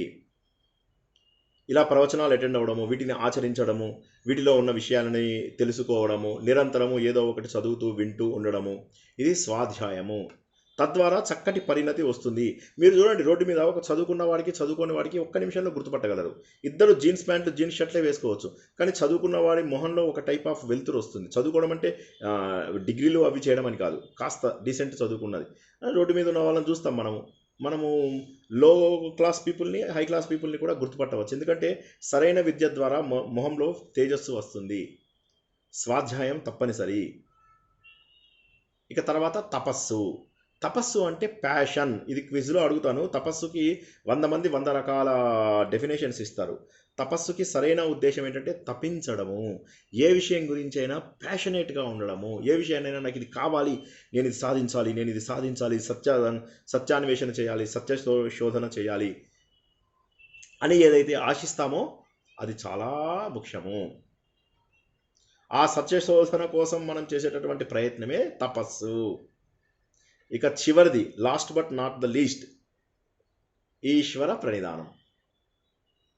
ఈశ్వర ప్రణిధానం అంటే ఏంటంటే భగవంతుడికి మనను మనం పూర్తిగా సమర్పించుకోవడము, భగవంతుడి యొక్క గొప్పతనాన్ని గుర్తించడము. విశ్వ చైతన్యానికి కారణమైనటువంటి భగవంతుడు, ఆ రూపమే మనందరము. కాబట్టి దాన్ని మనం గుర్తించడము. భగవంతుడా, నీకు నాకు తేడా లేదు, కానీ మన ఇద్దరి మధ్య లోపల మట్టి ఉంది. నువ్వు అయస్కాంతానివి, నేను చిన్న పిన్నుని, కానీ మన ఇద్దరి మధ్య మట్టి ఉంది. ఈ మట్టిని కనుక తొలగించేస్తే అయస్కాంతానికి సూది అంటుకుంటుంది. కాబట్టి నేను నీకు అంటుకోవాలి అంటే ఈ చిత్తను తొలగించుకోవాలి. ఈ చిత్తను తొలగించుకునే సహాయం నాకు చెయ్యి. God is equal to man minus mind. మనిషిలోంచి మైండ్లో ఉన్న చెత్తని తీసేస్తే మనిషి దేవుడు అవుతాడు. అది ఈశ్వర ప్రణిధానము. ఈ 5 నియమాలు అంటారు. క్లుప్తంగా ముందు అహింస, అస్తేయము, అపరిగ్రహము, బ్రహ్మచర్యము, అసత్యము. ఈ 5 సంబంధించిన జ్ఞానాన్ని ఇచ్చేది మనకు యమము. ఇది ఖచ్చితంగా పాటించాలి. నియమాలేంటి? మనకు శౌచము, సంతోషము, తర్వాత స్వాధ్యాయము, తర్వాత ఈశ్వర ప్రణిధానము, తర్వాత ఇంకోటి ఏం చెప్పాము? ఈశ్వర ప్రణిధానము, స్వాధ్యాయము, సంతోషం, తపస్సు. ఈ 5 గనక ఉంటే మనము యమ నియమాలను పాటించినట్టు. ఇప్పుడు చెప్పండి, ధ్యానం సులభమా? ముందు మనము ధ్యానంలో కావాల్సింది ఏంటి? ఇంద్రియాలను కంట్రోల్ చేసుకోవాలి, తర్వాత మనము మనస్సు బుద్ధిని కంట్రోల్ చేసుకోవాలి. అప్పుడు విశ్వ చైతన్యం మనకు నిద్రావస్థలో వస్తుంది అని తెలుసుకున్నాము. అటువంటి అవస్థని జాగృతావస్థలో ఉన్నప్పుడు తెచ్చుకోవాలి అంటే, విశ్వ చైతన్యాన్ని లాక్కోవాలంటే ఈ యమ నియమాలు పాటించండి. ఇందులో కొంత పాటించినా సరే మీకు ధ్యానం లోపల అద్భుతమైన అనుభవాలు వస్తాయి. ఎలాంటి అనుభవాలు వస్తాయో 2-3 మాటలే చెప్తాను, ఎందుకంటే తర్వాత చాలా డీటెయిల్గా తెలుసుకోవాలి. ఒక్కసారి ఇమాజిన్ చేసుకోండి, మనం ఇలా పడుకున్న, ఇలా నిలబడ్డాం, మన మీద తల మీద ఎవరో అభ్యంగన స్నానం చేయిస్తున్నప్పుడు వచ్చినట్టుగా నీళ్లు పడ్డాయి అనుకోండి. మసాజులలో వీటిలో వెళ్తాం కదా, వాళ్ళు ఇలా పైన పోస్తూ ఉంటారు, నూనె పోస్తున్నప్పుడు ఎలా అనిపిస్తుందో చూడండి ఒకసారి. అదే గనక మీకు లీటర్ల కొద్దీ మీ మీద పడితే ఎలా ఉంటుందో ఒకసారి ఇమాజిన్ చేసుకోండి. మీ లోపల శక్తి ప్రవహిస్తుంటే, మీ నరాల లోపల రక్త ప్రసరణ జరుగుతూ ఉంటే ఎలా ఉంటుందో ఒకసారి ఊహించుకోండి. ఈ ఊహించుకోవడంలో కూడా కొంతమంది విపాసన అని ఒక ప్రోగ్రాం ఉంది. ఇది గోయంకా గారి ప్రోగ్రాం అన్నమాట. దీన్ని విపాసన అంటారు. మీరు ఇంటర్నెట్లో కొట్టండి. వీళ్ళు లక్కీగా ఈ మధ్యకాలంలో ఏం చేశారంటే, విపాసన ప్రోగ్రాం వాళ్ళు, ఇవి అన్నీ మనం తర్వాత తెలుసుకుంటాము, వాళ్ళు ఏం చేశారంటే ఆన్లైన్ ప్రోగ్రామ్స్ కూడా స్టార్ట్ చేశారు. ఇంతకుముందు ఇది కేవలం ఆఫ్లైన్ ఉండేది. అక్కడికి వెళ్ళి మీరు ఐసోలేటెడ్గా ఏకాంతంగా 15 రోజుల పాటు వాళ్ళ కోర్సులో జాయిన్ అయితే కానీ మీకు వీలయ్యేది కాదు. ఇప్పుడు ఈ మధ్యకాలంలో కరోనా వల్ల వాళ్ళు కూడా ఆన్లైన్ ప్రోగ్రామ్స్ స్టార్ట్ చేశారు. వారు వాళ్ళ శిష్యులు కొంతమంది వాళ్ళు స్టార్ట్ చేసిన ప్రోగ్రామ్స్ అనమాట. ఒకసారి ఇంటర్నెట్లో కొట్టి చూడండి విపాసన. వాళ్ళు కూడా ఏంటంటే శరీరంలో ప్రతి అణువులో ఉన్నటువంటి రక్త ప్రసారాన్ని గుర్తించండి అంటారు. ముందు మీ కాళ్ళల్లో, కాలి వేల్లో ఉన్నటువంటి రక్త ప్రసారాన్ని గుర్తించండి అంటే కాలు వేలు మీద ఫోకస్ చేస్తాం. అప్పుడు మనకు అక్కడ చిన్న చిన్న కణాల కదలిక, రక్త ప్రసారము ఇవన్నీ తెలుస్తూ ఉంటాయి. అలా ఊహించుకుంటూ ఎక్కడ ఫోకస్ చేస్తే అక్కడ అలా ప్రసారం మనకు తెలుస్తూ ఉంటుందన్నమాట. ఇదే విధంగా ఎప్పుడైతే నిజమైన ధ్యానం కుదురుతుందో విశ్వ చైతన్యం మనలోకి ప్రవహిస్తున్నటువంటి ఆశ్చర్యకరమైనటువంటి అద్భుతమైనటువంటి అనుభవం వస్తుంది. కానీ అది రావాలంటే మన ఇంద్రియాలు, మన మనస్సు, బుద్ధి షట్ డౌన్ కావాలి. ఆ షట్ డౌన్ చేసుకోవడానికే మనము ఏకాంతం కావాలని భగవంతుడు చెప్పాడు. గత వారం మనం అక్కడ క్లోజ్ చేసాం. ఏకాంతంగా ఉండాలి, ఎవరి నుంచి ఏమీ స్వీకరించడు అని చెప్పేసి శ్లోకం 10లో మనం తెలుసుకున్నాం. యోగనిష్ఠుడు ఎప్పుడు కూడా ఏకాంతంగా ఉంటాడు, మనస్సును అదుపులో ఉంచుకుంటాడు, ఎవరి నుంచి ఏమి స్వీకరించాడు, నిరంతరము మనస్సు పైన ధ్యాన నిష్టను కలిగి ఉంటాడు. అంటే నేను ఇంకా ఆత్మ పైన నేను ఆత్మస్వరూపుడని, నాకు ఈ శరీరంతో సంబంధం లేదు అని చెప్పి ఎవరైతే ఊహించుకుంటారో వారికి ఎక్కువ శక్తి వారి లోపల ప్రవహించే అవకాశం ఉంది. యమ నియమాలు మీకు అక్కడ ఉపయోగపడతాయి.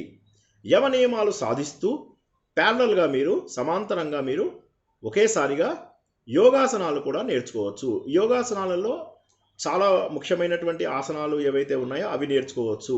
నటరాజాసనము, పవనముక్తాసనము, తర్వాత ధనురాసనము, తర్వాత సూర్య నమస్కారాలలో ఉన్న 12 రకాల ఆసనాలు, ఇవన్నీ చేయడం ద్వారా ఏమవుతుందంటే శారీరకంగా మనకు శక్తి ఏర్పడుతుంది. ఉదాహరణకి మనం ధ్యానం చేసేటప్పుడు ఇలా నిలువుగా ఉంటాము, వెన్నెముక, తల ఇవన్నీ స్ట్రైట్గా ఉండాలి. అలాంటి వాటికి కూడా అది ఉపయోగపడుతుంది. కాబట్టి మన ఆరోగ్యవంతంగా, శరీరాన్ని ఆరోగ్యవంతంగా ఫ్లెక్సిబుల్గా ఉంచుకోవడం కోసము చిన్న చిన్న ఆసనాలైనా ఖచ్చితంగా చేయాలి. ఆసనాలు శరీరాన్ని ఎలా అయితే మనకు సహకరిస్తాయి అంటే స్థిరంగా కూర్చోవడానికి అవసరం. మనకు స్థిరంగా కూర్చోవాలి, ఇంకా శరీరం కదలకూడదు అని చెప్పి ముందే తెలుసుకున్నాం కదా. దానికి యోగాసనాలు హెల్ప్ చేస్తాయి. తర్వాత వచ్చేదేంటి? ప్రాణాయామము. ఇదేంటి? ప్రాణం అంటే మనం ముందు తెలుసుకున్నాము, పంచ ప్రాణాలు, పంచ ఉప ప్రాణాలు అని చెప్పేసి తెలుసుకున్నాము. అవి ఏం చేస్తాయో కూడా తెలుసుకున్నాము, మనం క్విజ్లో కూడా తెలుసుకున్నాము. మరోసారి వెళ్ళి రిఫర్ చేయండి. ఈ పంచ ప్రాణాలు, పంచ ఉప ప్రాణాలు మన శరీరంలో ఉన్నటువంటి వాయువు యొక్క వ్యవస్థని నియంత్రిస్తాయి. ఇందులో అన్నిటికంటే ముఖ్యమైనది ప్రాణవాయువు. ప్రాణవాయువు మనకు ప్రాణాన్ని అందిస్తుంది, ఆక్సిజన్ని అందిస్తుంది. ఈ ప్రాణవాయువుని మనము నియంత్రించడాన్నే ప్రాణాయామం అంటారు. ఇది ఎలాగా? ముఖ్యమైనటువంటివి మీ అందరికీ చాలామందికి తెలిసింది. ఇది మీరు స్టాండర్డ్, అందరూ నేర్పించే స్టాండర్డ్వి నేర్చుకోండి. ఏంటి? భస్త్రిక, కపాలభాతి, తర్వాత అనులోమ విలోమ, లేదా అదే నాడీ శోధన అంటారు, అదే అదే మీకు ఏమంటారు, నాడీ శోధన, అనులోమ విలోమ, ఇవన్నీ ఒకటే అన్నమాట. అక్కడ మీరు ఏం చేస్తారు? ముందు వాయువుని లోపలికి పీల్చుకుంటారు, దాన్ని పూరకము అంటారు. వచ్చిన వాయువుని కొద్దిసేపు ఇక్కడ ఆపుతారు, దాన్ని కుంభకము అంటారు. తర్వాత వదిలేస్తారు, దాన్ని రేచకము అంటాడు. పూరకము, కుంభకము, రేచకము. ఇలా చేసి నాడీ శోధన చేయడం ద్వారా మీకు రెండు వైపులా కూడా సమంగా అవుతుంది. నాడీ శోధన జరగడం వల్ల రెండు వైపులా సమంగా గాలి మీకు తెలుస్తుందన్నమాట. అంతేకాకుండా మీ ప్రాణం పైన మీకు నియంత్రణ వస్తుంది, మీకు ఏకాగ్రతకు అది తోడ్పడుతుంది. ఎప్పుడైతే మనకు ప్రాణం పైన నియంత్రణ వస్తుందో అప్పుడు మనకు ఇంద్రియాలతో పాటు అత్యంత ముఖ్యమైనటువంటి ప్రాణం పైన మనకు అంటే మనస్సు పైన కూడా నిగ్రహం కలిగి తీరుతుంది. మనస్సుకి తీరిన తర్వాత ఈ మనస్సుతోటి తర్వాత స్టెప్ ఉంది ప్రత్యాహారం. కాబట్టి ముందు ఇక్కడ ఆలోచించండి, మనం ఏం చేస్తున్నాము? శరీరాలను శమం తెలుసుకున్నాం, దమం తెలుసుకున్నాం, ఇప్పుడు శమంలోకి ప్రవేశించబోతున్నాం అన్నమాట. కాబట్టి ప్రాణాయామం మనకు ఇంపార్టెంట్. భస్త్రిక, కపాలభాతి కూడా మనకు ఉపయోగపడతాయి. ఈ 3 ప్రాణాయామాలు ఖచ్చితంగా అందరూ రోజుకు 10 నిమిషాల పాటు ప్రయత్నం చేయండి. 5-10 నిమిషాల పాటు రోజు ఖచ్చితంగా చేయండి. చిన్న చిన్న ఆసనాలు, సూర్య నమస్కారాలలో వీలైనటువంటి అన్ని ఆసనాలు తప్పక వేయడానికి ప్రయత్నించండి. మీకు చెమట్లు వచ్చేంత కష్టపడమని కాదు, మీరు జిమ్కి వెళ్తే ఆ శక్తి ఈ యోగాసనాలతో వచ్చే శక్తి ఒకటి కాదు. ఇక్కడ కేవలం మీకు కెలోరీస్ కరుగుతాయి, కానీ యోగాసనాల ద్వారా మీకు శరీరంలో శక్తి, కొత్త రకమైన శక్తి వస్తుంది. శరీర భాగాలు మీకు చాలా చక్కగా ఏది ఎక్కడ ఎంత చేయాలో అంతగా చేసినట్లయితే ఆ అవయవాలకు ప్రత్యేక శక్తి వస్తుంది. అది మనకు యోగాసనాలు, ఉత్తాసనాలు కాదు, ఇవి యోగాసనాలు, అందులో నేర్చుకోగలుగుతాము. కాబట్టి జిమ్ వేరు, యోగాసనాలు వేరు. తర్వాత స్టెప్ ప్రాణాయామం అని తెలుసుకున్నాము. ఇది మన ఊపిరి పైన నియంత్రణ. దీని తర్వాత వచ్చేదాన్ని ప్రత్యాహారము అంటాము. ఈ ప్రత్యాహారం అనేది మనకు చాలా విన్నప్పుడు ఈజీగా అనిపిస్తుంది, చేయడానికి చాలా కష్టంగా ఉంటుంది. ఏమవుతుందంటే మన ఇంద్రియాలను బయట విషయాలతోటి నిగ్రహించుకోవడం. అంటే నా నోటిని ఒక స్వీట్ ముక్కకు దూరంగా ఉంచడము, నా కన్నుని చెడుకి చూడకుండా ఉంచడము, నా ముక్కుని వాసనలకు దూరంగా ఉంచడము. కాబట్టి ఈ ఇంద్రియాలకు ఇలా ఏదైతే ఇంద్రియాలకు దానికి సంబంధించిన విషయాలకు మనము దూరం పెంచగలుగుతామో ఆసక్తిని మనస్సు ద్వారా తగ్గించగలుగుతామో అప్పుడు మనకు ప్రత్యాహారం ఏర్పడుతుంది. అంటే నాకు ఈ వస్తువు తినాలని లేదు అంతే, కొన్నాళ్ళకి ప్రత్యాహారం ప్రాక్టీస్ చేయగా కొన్ని రోజులకు దానిపైన ఆసక్తి కూడా తొలగిపోతుంది. ఇంద్రియాలను వాటికి సంబంధించిన విషయాలపై మాత్రా స్పర్శస్తు కౌంతేయ అని మనం ముందు నేర్చుకున్నాం కదా 3వ అధ్యాయంలో 2వ అధ్యాయంలో. అది ఇక్కడ మళ్ళీ మనకు వస్తుందన్నమాట. ఇంద్రియాలను వాటికి సంబంధించిన బాహ్య విషయాల నుంచి దూరంగా ఉంచుకోవాలి, దాన్ని ప్రత్యాహారం అంటాము. ఈ 5 చేసినట్లయితే మనకు ప్రిపరేటరీ స్టెప్స్ కంప్లీట్ అయ్యాయి. ప్రిపరేటరీ స్టెప్స్లో కొన్ని మొదటి యమ నియమాలు ఏంటి? Dos and don'ts. ఏమి చేయకూడదు అంటే హింస, అపరిగ్రహము, అస్థేయము, అసత్యము ఇటువంటివన్నీ చేయకూడదు. బ్రహ్మచర్యము ఖచ్చితంగా పాటించాలని తెలుసుకున్నాము. నియమాల లోపల ఖచ్చితంగా సంతోషం, స్వాధ్యాయము, శౌచము, తపస్సు, ఈశ్వర ప్రణిధానము ఉండాలని తెలుసుకున్నాము. తర్వాత ఆసనాల ద్వారా శరీరాన్ని, తర్వాత ప్రాణం ద్వారా మనస్సుని, తర్వాత ప్రత్యాహారం ద్వారా ఇంద్రియాలను వాటి విషయాలతో దూరంగా ఉంచడము మనం అభ్యాసం చేసుకున్నాము. ఇన్ని అభ్యాసం చేసుకున్నాక చెక్లిస్ట్ 1, చెక్లిస్ట్ 2 మనం మొదట్లో మాట్లాడుకున్నవి ఏవైతే ఉన్నాయో ఆ 2 కూడా కనెక్ట్ అవుతాయి. ఆ 2 కూడా టిక్ మార్క్ వచ్చేస్తుంది. టిక్ మార్క్ రాగానే ఇంకా విశ్వ చైతన్యం మనలోకి స్వీకరించేటటువంటి స్థాయికి వస్తాము. దానికి 3 మెట్లున్నాయి. పొరపాటున కూడా మనం కాసేపు ఇలా కళ్ళు మూసుకుంటే ఎంతో బాగా అనిపిస్తుంది, మత్తుగా తూలినట్టు అనిపిస్తుంది. అదే ధ్యాన అనుభవం అనుకోకండి, అది నిద్రొస్తుంది మీకు అంతే, విక్షేపం అది మీకు. కాబట్టి మీరు అది చూసి ఇది చేసుకోకండి. లయ అంటారు, నిద్ర వచ్చేస్తుంది. ఇవన్నీ తమస్సుకు సంబంధించినవి, అది ధ్యానం కాదు. కేవలము 2 గంటల పాటు గనక మీరు ధ్యానంలో ఉండగలిగితే మీకు కొన్ని క్షణాల పాటు ఆ ప్రత్యేకమైనటువంటి అనుభవం కలుగుతుంది, ఖచ్చితంగా కలుగుతుంది. ఏ రకమైన అభ్యాసం లేకపోయినా సరే అటువంటి అనుభవం కలిగే అవకాశం ఉంది. తర్వాత వచ్చేది ధారణ, ధ్యానము, సమాధి. ధారణ లోపల ఏంటంటే ఒక విషయాన్ని పట్టుకుంటాం. ఇంతకుముందు చెప్పాను, నేను వెంకటేశ్వర స్వామి టెంపుల్కి వెళ్తున్నాను, ముందు బేడి ఆంజనేయ స్వామిని చూశాను, తర్వాత ఆలయం ముందుకు వచ్చాను, అలా ప్రదక్షిణం చేసి వరాహస్వామి ఆలయం ముందు నుంచి వెళ్ళాను. అక్కడున్న కోనేరులో స్నానం చేశాను. కోనేరులో స్నానం చేసిన తర్వాత కొత్త బట్టలు వేసుకుని, పరిశుభ్రమైనటువంటి బట్టలు వేసుకుని వరాహస్వామి ఆలయంలోకి వెళ్ళాను. వరాహస్వామి ఆలయం నుంచి మళ్ళీ బయటకు వచ్చి క్యూ కాంప్లెక్స్లోకి వచ్చాను. క్యూ కాంప్లెక్స్లో అలా వచ్చి మొదటి ద్వారము, తర్వాత వెండి వాకిలి, తర్వాత భగవంతుడి దగ్గరికి చేరుకోవడము, గరుడా చూడడము, గరుడుని చూసిన తర్వాత వెంకటేశ్వర స్వామిని చూడడము జయ విజయుల మధ్యలోంచి, తర్వాత బయటకి రావడము, తర్వాత బంగారు గోపురాన్ని దర్శనం చేసుకోవడము, తర్వాత ఎవరిని తొయ్యకుండా, ఇవన్నీ కూడా ఎవరిని తొయ్యకుండా ప్రశాంతంగా చేసుకోవడము, ఉన్నంతసేపు కూడా భగవంతుడి ధ్యానం చేసుకుంటూ బయటకు వచ్చి తీర్థం తీసుకుని అలా వెళ్ళి విమాన వెంకటేశ్వర స్వామిని చూస్తాము. విమాన వెంకటేశ్వర స్వామిని చూసిన తర్వాత మనం ఇంకా కాస్త ముందుకెళ్ళి యోగ నరసింహస్వామిని చూస్తాము. యోగ నరసింహస్వామి చుట్టూరా ప్రదక్షిణం చేసిన తర్వాత మెల్లగా బయటికి వచ్చి లడ్డు ప్రసాదాన్ని స్వీకరిస్తాము.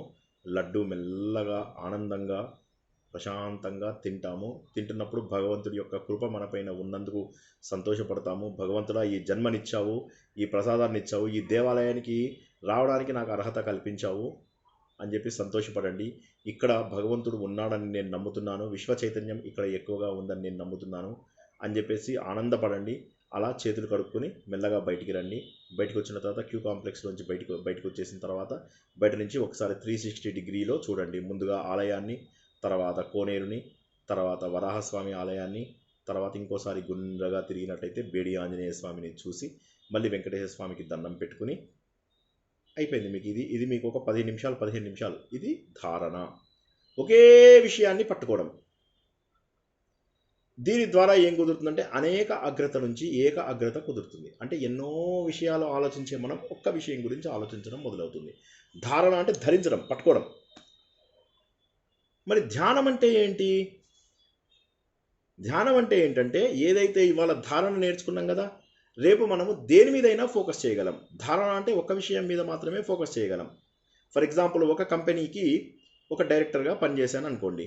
నేను వేరే కంపెనీలో ఈ కంపెనీలో డైరెక్టర్గా మెలుకోవాలని తెలుసుకున్న తర్వాత ఏ కంపెనీలో అయినా నేను డైరెక్టర్గా పనిచేయచ్చు కదా. అది ధ్యానము. ఏ విషయం పైననైనా ఏకాగ్రత కుదుర్చుకోగలిగితే అది ధ్యానము. ఏ విషయం పైననైనా అలా ఏకాగ్రత కుదిరితే ధ్యానము.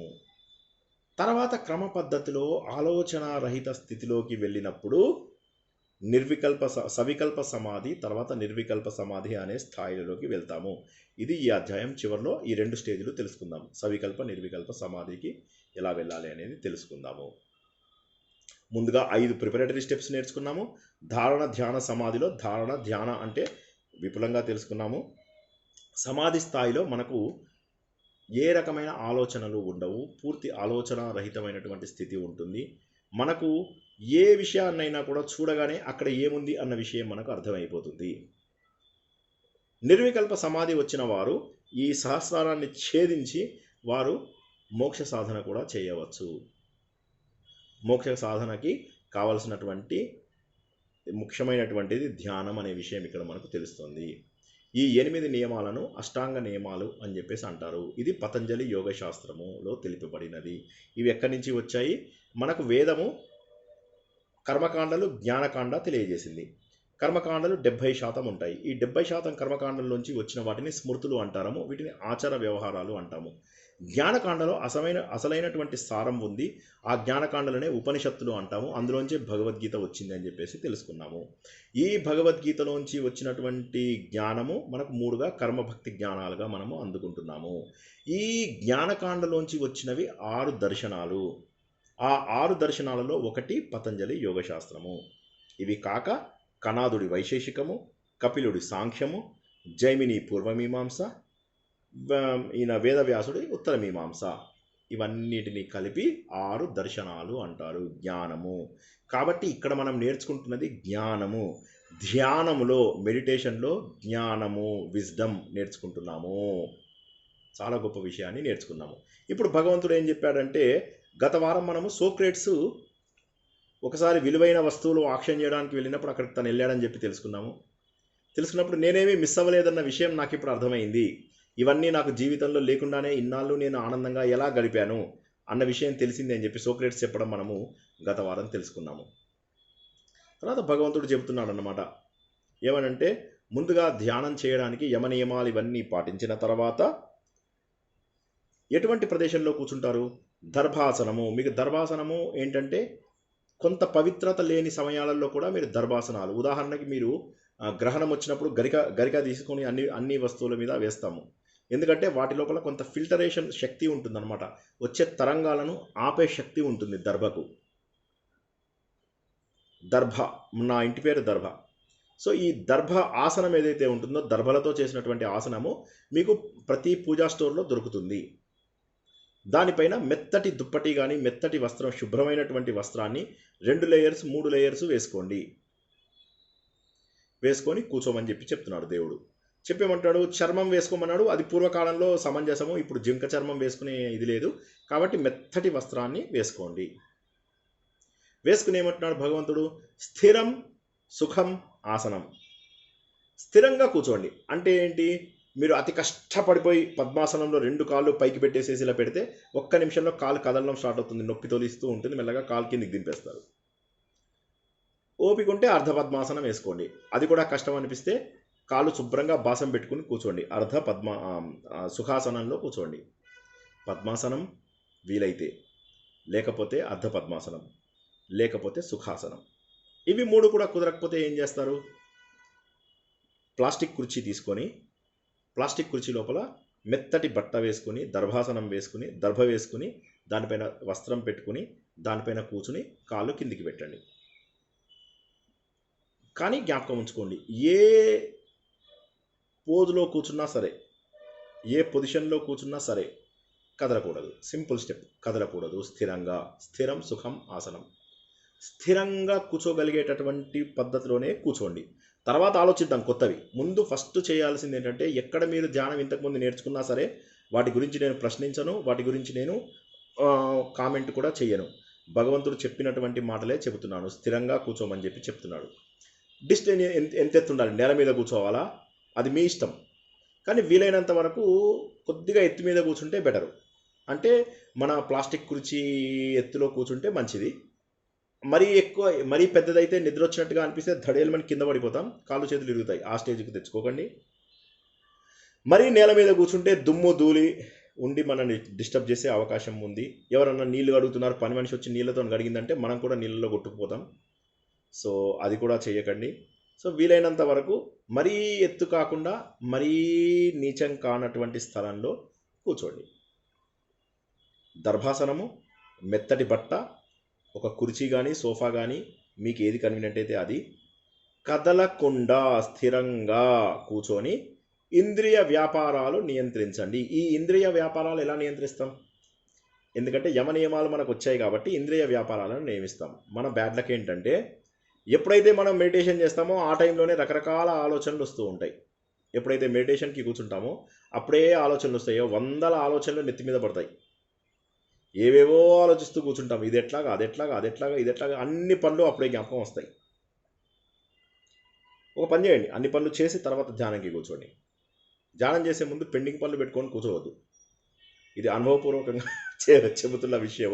ముందు పెండింగ్ పనులు రాసుకోండి ఒక పెన్ను పేపర్ మీద, ఏమేమి పెండింగ్ ఉన్నాయో రాసుకుని, ఇవన్నీ అయిపోయాయి, వెరీ గుడ్, అయితే ఇప్పుడు ధ్యానంకి కూర్చుంటాను కూర్చోండి. అంటే రేపటి పెండింగ్ పనులు కాదు, ఈరోజు చేయాల్సిన పెండింగ్ పనులు. ఫ్యూచర్లో నా పాపకు పెళ్లి చేయాలి, నా మనవరాలికి పెళ్లి చేయాలి, మనవడు పుట్టేదాకా ఆలోచించి అంత దూరం వెళ్ళిపోకండి. జస్ట్ ఏ రోజు ఆ రోజు పెండింగ్ పనులు పెట్టుకొని వాటిని టిక్ కొట్టేయండి. మార్క్ చేసిన తర్వాత అప్పుడు ఏం చేస్తారంటే ప్రశాంతంగా కదలకుండా కూర్చుని ఏం చేస్తారు? ఇంద్రియాలను నిగ్రహించుకోండి. అంటే ఇంకేంటి, వేరే విషయాలు ఆలోచించకండి. ఇందాక చెప్పినట్టుగా ధారణ ప్రయత్నం చేయండి. చేయడం ద్వారా ఏమవుతుంది? మీకు ఆత్మవిశుద్ధి ఆత్మవిశుద్ధి అంటే ఏంటి? ఆత్మకు కావలసినటువంటి శుద్ధి. ఇక్కడ ఆత్మ అంటే దేహాన్ని ధరించిన ఆత్మ కాదు. భగవంతుడు చెప్పింది ఇక్కడ ఏంటంటే మీ మనస్సు అంటే చిత్తశుద్ధి ఏదైతే మీకు ఆల్రెడీ కలిగిందో అదే చిత్తశుద్ధిలో మీరు మీ స్వరూప స్థితిలో ఉంటారు, మీ ఒరిజినల్ సెల్ఫ్లో ఉంటారు. మీరు ధ్యానం అనేది కొత్తగా చేయవలసింది కాదు. ధ్యానం అనేది మీరు ఉండవలసినటువంటి, ధ్యానం అనేది కర్మ కాదు, ధ్యానం అనేది చేయవలసినది కాదు. ధ్యానం అనేది అలా మీలో మీరు ఉండడము, మీ సొంత స్వరూపాన్ని, దీన్ని స్వస్వరూపం అంటారు. ఆ స్వస్వరూపాన్ని తెలుసుకోవడం కోసం అని చెప్పేసి భగవంతుడు ఈ 11-12 శ్లోకాల లోపల ఎలా కూర్చోవాలి అనేది తెలియజేస్తున్నాడు. అయితే ఇక్కడ కొన్ని విషయాలు నేను చెప్పాలి. అంటే మనము రాత్రి అసలు నిద్రలేదు, ఏమనుకోవద్దు. అందువల్ల పొద్దున ఇంకా కూడా ఆ మత్తులోంచి దిగలేకపోతున్నారు. అయితే భగవంతుడు ఒక మాట చెప్తున్నాడు ఏంటంటే, మనం చాలాసార్లు మాస్ మెడిటేషన్ సెంటర్స్కి వెళ్తుంటాము, వందల మందిని చూస్తూ పక్కవాడు కదిలాడు మనం కదులుతాము, పక్కవాడు తుమ్మాడు మనకు తెలుస్తుంది, పక్కవాడు దగ్గుతున్నాడు మనకు మళ్ళీ తెలుస్తుంది. అలా కాదు. భగవంతుడు ఏమంటే ఏకాంత ప్రదేశంలో ఉండాలి. తర్వాత మనం జీవిత విధానంలో కూడా ఏకాకిగా జీవించాలి. మనం పుట్టేటప్పుడు ఎవరిని తీసుకురాలేదు, పోయేటప్పుడు ఎవరిని తీసుకెళ్ళము. కాబట్టి ఏకాకి జీవితాన్ని అలవాటు చేసుకోవాలి. నేను స్థిరమైనటువంటి ఆత్మ ఉన్నటువంటి ఒక రూల్ పెట్టుకోవాలి. నేను స్థిరంగా మనస్సును చేసుకుంటాను అనేటటువంటి ఒక నియమం పెట్టుకోవాలి. అనవసరమైనటువంటి వస్తువులపైన నిరాశ ఉండాలి. అంటే ఈ బయట ఉన్నటువంటి బాహ్య వస్తువులలో ఉన్నటువంటి దోషాన్ని గుర్తించాలి. ఎవరి వస్తువులను స్వీకరించకూడదు, అపరిగ్రహము. ఇది ఆల్రెడీ మనం యవనియమాలలో నేర్చుకున్న పాయింట్లే. ఇలా ఉన్నటువంటి వ్యక్తి, ఆ ధ్యానయోగి నిరంతరము తన అంతఃకరణాన్ని, మనసు, బుద్ధి, చిత్తము, అహంకారాలను ఏకాగ్రంగా ఉంచుకుంటాడు. అంటే ఒక విషయం మీద మాత్రమే ధ్యానము చేయగలుగుతాడు. సరే, చేశాను, 1 వీక్ చేశాను, సరిపోయిందా? మీరు చెప్పినట్టుగా 1 వీక్ చేశాను, సరిపోయిందా? భగవంతుడు అంటాడు కాదు. ఇప్పటి వరకు మీరు చేసింది 4 రోజులు, 5 రోజులు, 10 రోజులు కాదు. ఇది ఎంత ఎక్కువ కాలం చేస్తే అంత మంచిది. నిరంతరం కొనసాగిస్తూనే ఉండాలి. ధ్యాన అనుభవాలు కావాలంటే మధ్యలో ఆపకూడదు. అభ్యంతరంగా అంటే అంటే ఏ విధమైన అభ్యంతరాలు లేకుండా కొనసాగాలి. పతంజలి యోగా సూత్రాలను పాటిస్తూ ఉండాలి, తప్పకుండా పాటిస్తూ ఉండాలి. అలా పాటించినప్పుడు మాత్రమే మనకు ఇందులోపల ఉన్నటువంటి అసలైన స్వరూపము దొరుకుతుంది అని చెప్పేసి చెప్తున్నాడు. చెప్పి భగవంతుడు ఏమంటున్నాడు, ఎలా కూర్చోవాలో చెప్తున్నాడు. ఇప్పుడు శరీరం ఇదంతా కూడా ఇవన్నీ ఇలా స్థిరంగా ఉండాలి. వెన్నెముక ఖచ్చితంగా స్థిరంగా ఉండాలి. ఎందుకంటే ఈ శక్తి ఇక్కడి నుంచి ఫ్లో అయ్యి లోపలికి వెళ్తుంది. కాబట్టి అది మనము నిరంతరము కూడా ఆ శక్తి మన లోపలికి ప్రవహించాలంటే ఇలా నిటారుగా కూర్చోవాలి. శరీరాన్ని, శిరస్సుని, కంఠము, శిరస్సు, మొండెము ఇవన్నీ కూడా స్థిరంగా ఉండాలి. ఉన్నప్పుడు మాత్రమే మన శరీరంలో ఉన్నటువంటి కుండలినిలోకి శక్తి ప్రవేశిస్తుంది. ఈ కుండలిని గురించి వచ్చే వారము తెలుసుకుందాము. కొంతవరకు మనం తెలుసుకున్నాము ఏంటంటే కుండలిని అనేది మన శరీరంలో ఉంటుందని, మనం చేసే పాపపుణ్యాలన్నీ కూడా ఈ కుండలినిలో చక్రాలకు అంటుకొని ఉంటాయని, ఇది కారణ శరీరానికి సంబంధించిందని, దీన్ని తీయడానికి కిర్లియన్ కెమెరాస్ అనేవి వాడతారని, ఇవి మరణించిన వాటికి తీస్తే కిర్లియన్ కెమెరాస్లో ఆరా ఏదైతే శరీరాన్ని ఆవరించుకున్నటువంటి ఆవరణ శరీరము మనకు దొరకదని మనము తెలుసుకున్నాము. సో భగవంతుడు ఏమంటాడంటే ఇలా స్థిరంగా ఉన్నప్పుడు మాత్రము అది చక్కగా పనిచేస్తుంది అంటారు. సో వీలైనంత వరకు ఏం చేస్తారంటే ఏదైనా ఆనుకోవడానికి ప్రయత్నం చేయండి. చేసినప్పుడు కనీసం అంటే సహకరించని స్ట్రేట్గా కూర్చోగలిగే వాళ్ళు కూర్చోండి, లేకపోతే కనీసం దేనికైనా ఆనుకోగలిగేటట్టుగా ప్రయత్నం చేయండి. చేస్తే అప్పుడు కొన్నాళ్ళకి అలవాటైన తర్వాత ఆనుకోవడం తీసేయండి. ఎందుకంటే ముందు శరీరం కదలకూడదు. శరీరం కదిలింది అంటే మీకు అక్కడ సర్క్యూట్ బ్రేక్ అయిపోతుంది. సర్క్యూట్ బ్రేక్ అయ్యారంటే యు ఆర్ అవే ఫ్రమ్ విశ్వ చైతన్యం. కాబట్టి అలా జరగకుండా మీరు ఏం చేయాలంటే శరీరాన్ని కదలకుండా జాగ్రత్త పడండి. ఇక ముఖ్యంగా భగవంతుడు చెప్పే దిక్కులు చూడొద్దని చెప్తున్నాడు. చాలామంది ఇటు అటు అటు ఇటు అటు ఇటు అటు ఇటు చూస్తుంటారు. అలా చూడొద్దు అని చెప్తున్నాడు భగవంతుడు. ఎందుకు? చూస్తే మనకు ఖచ్చితమైనటువంటి డిస్టర్బెన్స్ జరుగుతుంది. ఆ డిస్టర్బెన్స్ మనకు జరగకూడదంటే మనం ఎటు చూడకూడదు. మరి ఎటు చూడకూడదని ఎక్కడ చూడాలి? దానికి కూడా భగవంతుడు ఒక సొల్యూషన్ ఇస్తున్నాడు అనమాట. అదేంటంటే ఈ బురుకుటి దగ్గర కానీ ముక్కు చివర కానీ అని చూడమంటాడు. ఇప్పుడు ఏంటి, దీనికి రెండు అర్థాలు చేసుకోవాలి మనం. ముందు ముక్కు చివరను అర్థం చేసుకోవడానికి ప్రయత్నం చేద్దాం. ఇలా చూస్తున్నాం మనం. ఇలా చూసినప్పుడు ఏమవుతుంది, ముక్కు చివరాలు కనిపిస్తున్నాయి మనకు. ముక్కు చివరాలు కనిపిస్తే మనకు అడ్వాంటేజ్ ఏంటంటే కళ్ళు మూసుకోవు, ఎదురుగా ఉన్నటువంటి వస్తువులు మనల్ని డిస్టర్బ్ చేయవు. అంటే కళ్ళు తెరుచుకుని కూడా ధ్యానం చేయొచ్చు, ధ్యానం కళ్ళు తెరుచుకుని కూడా చేయొచ్చు. కానీ అక్కడికి రావాలంటే అభ్యాసం వస్తుంది. కానీ మనకు ఎదురుగా ఉన్న వస్తువులు ఆ ప్రింట్స్ మన కళ్ళలో పడతాయి. కళ్ళ నుంచి మనకు ఇంద్రియాలకు వెళ్తాయి. ఇంద్రియాలు ఈ ఫలానా బొమ్మ బాగుంది, ఇది బాగుందా అని ఆలోచనలు స్టార్ట్ అయిపోతుంది. మన ఇంద్రియాల వెనకాల మనస్సు ఉంది కదా, అది అన్నిటికంటే కూడా దుర్మార్గమైనది.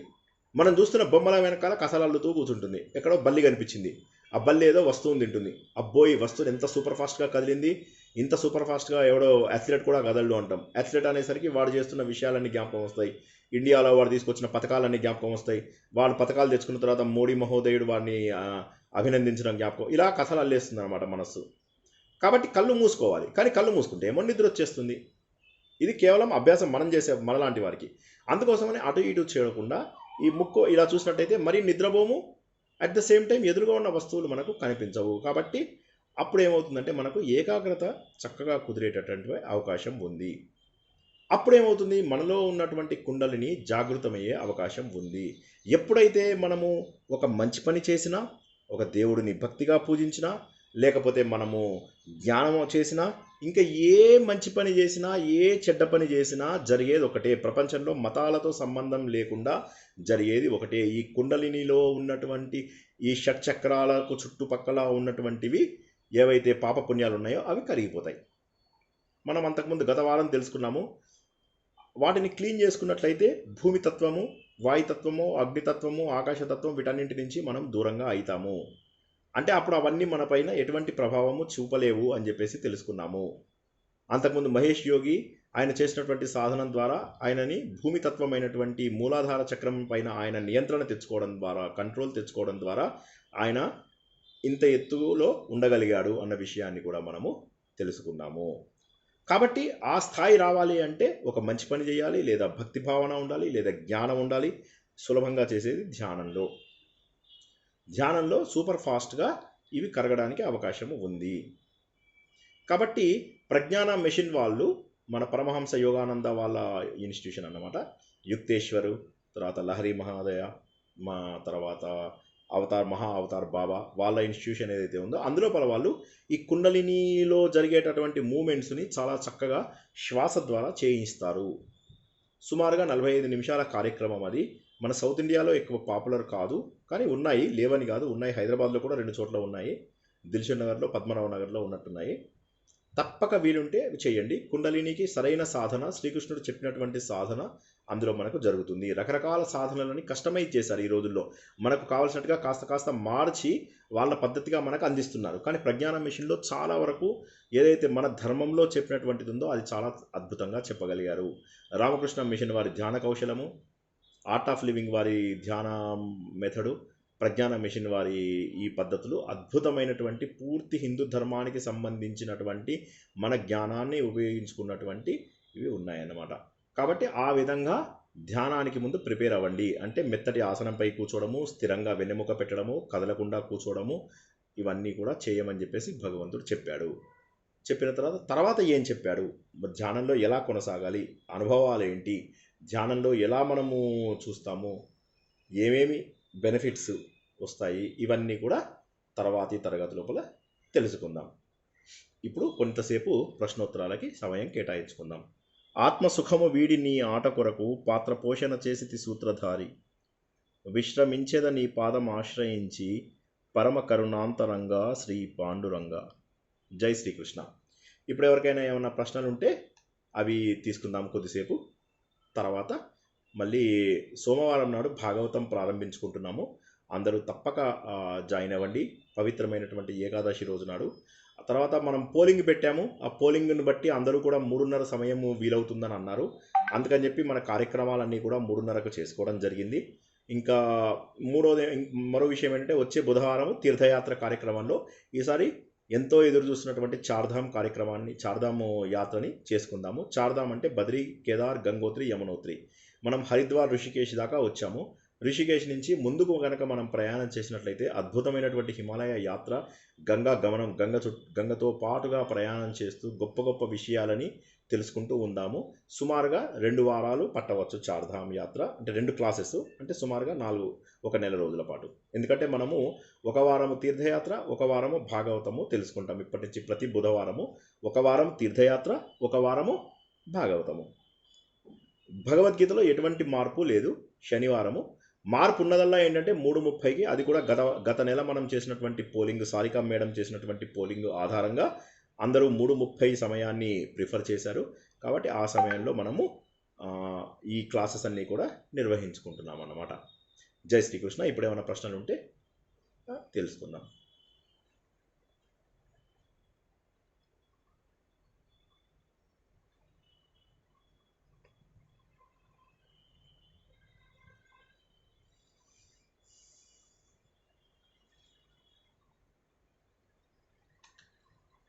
జై శ్రీకృష్ణ సార్. జై శ్రీకృష్ణ. ధ్యానానికి మీరు ఇందాక చెప్పారు సగం కళ్ళు మూసుకొని ముక్కు మీద దృష్టి పెట్టి ధ్యానం చేయాలి అన్నారు కదా. అంటే కంటితో మనం ఏదైనా ఇంద్రియాలతో చూస్తే మనసులో ఆలోచనలు వస్తాయి అనుకున్నాము. నాకు డౌట్ ఏంటంటే, ఇప్పుడు మనం డైలీ న్యూస్ పేపర్ చదువుతాము, తర్వాత టీవీలో న్యూస్ చూస్తుంటాము, పక్కల జరిగే విషయాలు తెలుస్తుంటాయి, అప్పుడప్పుడు సినిమాలు చూడడము, వీటి వలన కూడా ప్రపంచంలో జరిగే విషయాలన్నీ కూడా మనకు తెలుస్తూ ఉంటాయి. అది కొంతమంది అంటారు అది అవసరము, ప్రపంచ జ్ఞానం అని కొంతమంది అంటారు. నా అభిప్రాయంలో అది అంత నిజంగా ధ్యానం కుదరాలి అనుకొని భగవంతుడికి దగ్గర కావాలనుకున్నప్పుడు ఇవన్నీ అంత అవసరం లేదు అంటే అదేమన్నా స్వార్థం కిందికి వస్తుందా? ఓకే, నా ఆలోచన అది ఎంతవరకు కరెక్ట్? నా ఆలోచన చెప్పండి. అయితే ఇప్పుడు ప్రపంచ జ్ఞానం ఎంతవరకు అవసరము అంటే వారి వారి ప్రత్యేక శ్రద్ధను బట్టి అది ధ్యానాన్ని డిస్టర్బ్ చేయనంత వరకు పర్వాలేదు. కానీ మన ధ్యానాన్ని, మన ఏకాగ్రతను కనుక భంగపరిచేదైతే తప్పక తగ్గించాలి.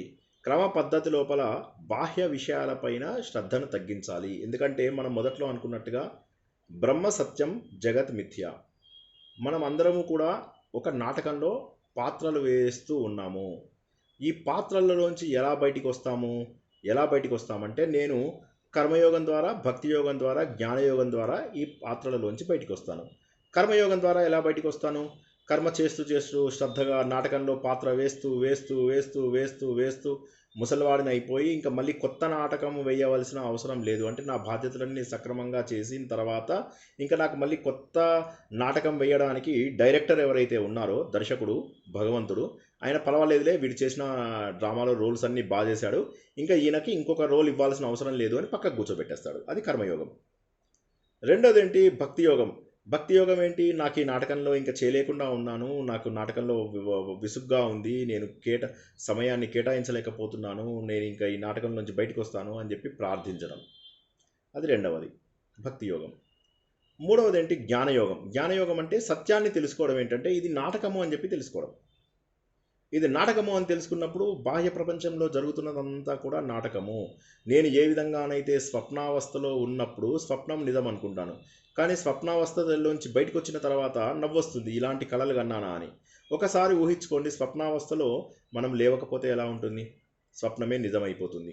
ఇప్పుడు మనం ఉన్నటువంటి అవస్థ అదన్నమాట. మనకు తెలియనివన్నీ కూడా ఈ ప్రపంచంలో జరుగుతున్నాయి, ఇవన్నీ మనకి ఎంతో అవసరము అనుకుంటాము. ఎన్నో ఉపద్రవాలు జరిగాయి, ఎన్నో ప్రళయాలు వచ్చాయి. ప్రపంచమంతా కూడా మన బాధ్యత కాదు, కేవలం మన బాధ్యత తప్ప మిగతావన్నీ కూడా అనవసరము. కాబట్టి వీలైనంత వరకు అనవసరమైన విషయాలకు దూరంగా ఉండాలి. అప్పుడు మాత్రమే సత్యానికి దగ్గరవుతాము. ఒకసారి సత్యానికి దగ్గరైన తర్వాత, అంటే మనం గత వారం తెలుసుకున్నట్టుగా నాటకం చేస్తున్న వ్యక్తి ఇలా సైడ్కు చూస్తే అక్కడ డైరెక్టర్ కనిపించాడు, అక్కడ ప్రాంప్టర్ కనిపించాడు. ఓహో అని వాళ్ళని వెళ్ళి అడిగితే, అవునయ్యా నువ్వు డ్రామాలో ఉన్నావు, సరే ఈ ఒక్క డ్రామా చేసి బయటికి రా, ఇక నీకు ట్రూత్ తెలిసిపోయింది కదా అంటే, అప్పుడు వాడు లోపలికి వచ్చి ఎమోషన్స్ పండించకుండా తన పాత్ర తను చేసేసి బయటకు వచ్చేస్తాడు. అది జ్ఞానయోగం ద్వారా. కాబట్టి ఈ ప్రపంచంలో జరుగుతున్నదంతా కూడా అసత్యము. మన కళ్ళ ముందు జరిగే ప్రతిదీ అసత్యము, మనతో సహా ప్రతిదీ అసత్యము. ఆ సత్యాన్ని తెలుసుకున్నప్పుడు ప్రాపంచిక విషయాలపైన శ్రద్ధ తగ్గించుకోవడమే ఉన్నతమైనటువంటి మార్గము. అది చేయడం ద్వారా మనము మన స్వార్థం చూసుకున్నట్లు కాదు, ప్రాపంచిక విషయాలకు పూర్తిగా దూరంగా ఉండవచ్చు. అందుకోసమనే వానప్రస్థానికి వెళ్ళేవారు పూర్వకాలంలో. వానప్రస్థానికి వెళ్ళినంత మాత్రాన పూర్వకాలంలో పిల్లల్ని వదిలేసేవారు కాదు. పిల్లలు మళ్ళీ అవసరం వచ్చినప్పుడు తల్లిదండ్రుల దగ్గరికి వెళ్ళి వాళ్ళ దగ్గర సలహాలు తీసుకుని వెనక్కి వచ్చేవారు. కానీ వానప్రస్థంలో ఉండడం వల్ల ఏమవుతుందంటే, ప్రాపంచిక విషయాలకు ఎంత తక్కువైతే అంత మంచిది. అంటే 50 ఆలోచనల బదులు 10 ఆలోచనలు, 10 ఆలోచనల బదులు 5 ఆలోచనలు, 5 ఆలోచనల బదులు 2 ఆలోచనలకు తగ్గించుకుంటూ రావాలి. కాబట్టి టీవీలు, పేపర్లు ఇవన్నీ చూడాలా అంటే అవి మనల్ని ఇంపాక్ట్ చేయనంత వరకు చూడాలి, వీలైనంత వరకు తగ్గించాలి. అత్యంత ముఖ్యమైనవి తప్ప మిగతావి మనం ఎక్కువ పట్టించుకోవాల్సినటువంటి అవసరం లేదు. తద్వారా మనం ఏమీ స్వార్థపరులము కాము. కానీ వీలైనంత వరకు అవి కూడా మనం ఇంపాక్ట్ చేయకూడదు. ఎందుకంటే జరిగేదంతా కూడా నాటకం అని తెలిసినప్పుడు, మనము సినిమాలో చిరంజీవి కొడుతూ ఉంటాడు, మనం చూస్తామా నవ్వుతూ ఉంటాం. ఎందుకంటే మనకు తెలుసు వాళ్ళు ఫైటింగ్ చేసుకుంటున్నారు, ఇదంతా నాటకం అని. అంతేగాని బయటకు వచ్చిన తర్వాత విలన్ని వేసుకుని మనం కొడతామా? కొట్టాం కదా. అదేవిధంగా జరిగేదంతా కూడా నాటకం అని తెలిసినప్పుడు ప్రశాంతంగా ఉండగలిగే స్థితి వస్తుంది. ఆ స్థితి వచ్చే వరకు కూడా ప్రాపంచిక విషయాలపైన ఆసక్తి తగ్గించాలి. ఒకవేళ కనుక మన లోపల ఆ మెచ్యూరిటీ పరిణతి స్థితి వచ్చిందంటే, అప్పుడు ప్రాపంచిక విషయాలన్నీ అసత్యం అని తెలిసినప్పుడు అవి మన కళ్ళ ముందు జరుగుతున్న కూడా మనం నవ్వుతూ ప్రశాంత చిత్తంలో ఉండగలుగుతాము. జై శ్రీకృష్ణ. Thank you.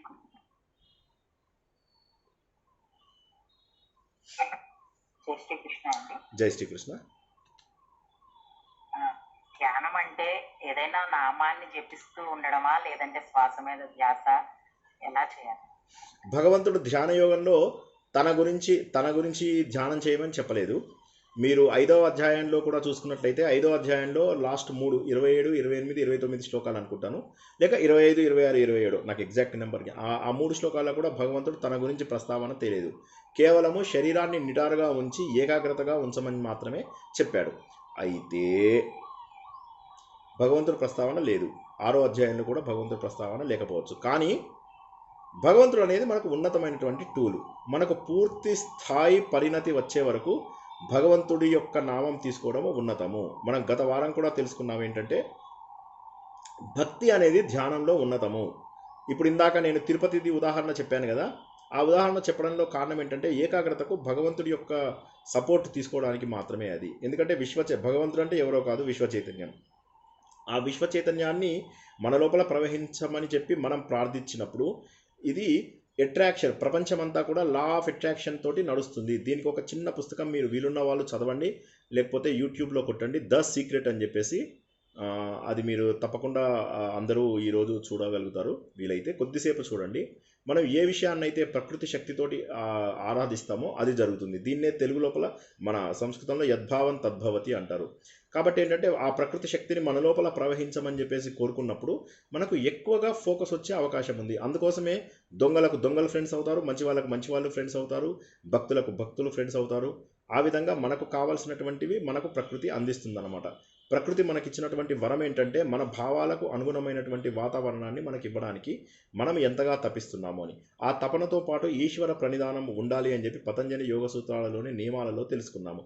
కాబట్టి మొదటగా భగవంతుడి నామస్మరణతో మొదలెడుతూ తర్వాత భగవంతుడిని మనం క్రమపద్ధతిలో వదిలేయవచ్చు. కానీ ఆ స్థాయి చేరడానికి సమయం పడుతుంది. కాబట్టి క్రమ పద్ధతిలో ఆ నామాన్ని ఉంచాలి. అయితే ఇనీషియల్గా మనము ఏదైతే మనం ధ్యానం మొదలెడతామో ఫస్ట్ కొన్ని రోజులు కనీసం 2 నెలల పాటు శరీరం కదలకుండా చూసుకోవాలి. ఆ సమయంలో మీ నోరు కదులుతోంది అంటే మీకు డిస్టర్బెన్స్ అవుతుంది. మీరు అలా కూర్చోవాలంతే. వచ్చినటువంటి ఆలోచనలను అలా అబ్జర్వ్ చేస్తూ వదిలేయాలి. ఆలోచనలకు రియాక్ట్ అవ్వకూడదు. ఆలోచనలు వస్తే వస్తాయి, పోతాయి అన్నట్టుగా ఉండాలి.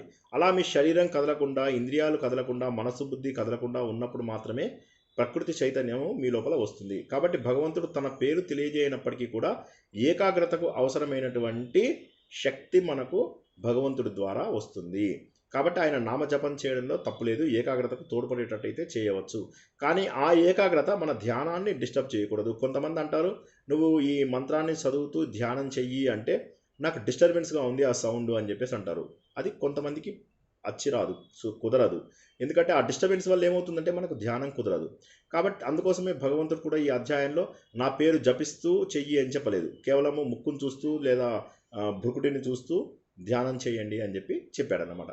కాబట్టి అది అవసరం లేదు, కానీ టూల్ లాగా తప్పకుండా వాడుకోవచ్చు. కానీ మొదట 2 నెలలు మాత్రము ఏది పెట్టుకోకుండా అలా ఊరికే కూర్చోవడానికి, శరీరం కదలకుండా ఒక శవాన్ని ఉంచినట్టుగా ఉంచగలుగుతామా లేదా, నిఠారుగా ఉంచగలుగుతామా లేదా అన్నది కొన్నాళ్ళు ప్రాక్టీస్ చేసుకోవాలి. అస్సలు కదలకుండా ఎంతసేపు ఉండగలుగుతాము. ఈరోజు 10 నిమిషాలు, రేపు 15 నిమిషాలు, తర్వాత రోజు 20 నిమిషాలు, అలా అలా అలా అలా అలా అలా అలా ఒక వారం 10 రోజులు ప్రాక్టీస్ చేసి, నెల రోజులు ప్రాక్టీస్ చేసి 2 నెలల్లో శరీరాన్ని కదలనటువంటి స్థాయికి తీసుకెళ్ళిన తర్వాత అప్పుడు మనము కొత్త ఎక్స్పెరిమెంట్స్ చేయడానికి అవకాశం ఉంటుంది. అయితే భగవంతుడు పేరు తీసుకోవడంలో అది ఉపకరణమే కానీ డిస్టర్బెన్స్ కాదు. ఒకవేళ డిస్టర్బెన్స్ అవుతుంది అంటే ఆపేయవచ్చు. ఎందుకంటే భగవంతుడు కూడా తన పేరు చదవాలని ఎక్కడ ఈ అధ్యాయంలో చెప్పలేదు.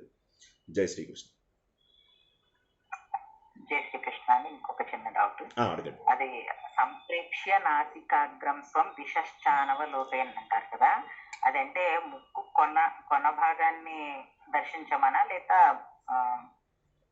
ముక్కు కరెక్ట్. ఇక్కడ మాత్రం ముక్కు కొనని మనకు 5వ అధ్యాయంలో నేర్చుకున్న 3 శ్లోకాలలో భృకుటి ఎక్కడైతే ఆత్మ దృష్టి ఉందో దాన్ని చూడమని చెప్పేసి చెప్పాడు.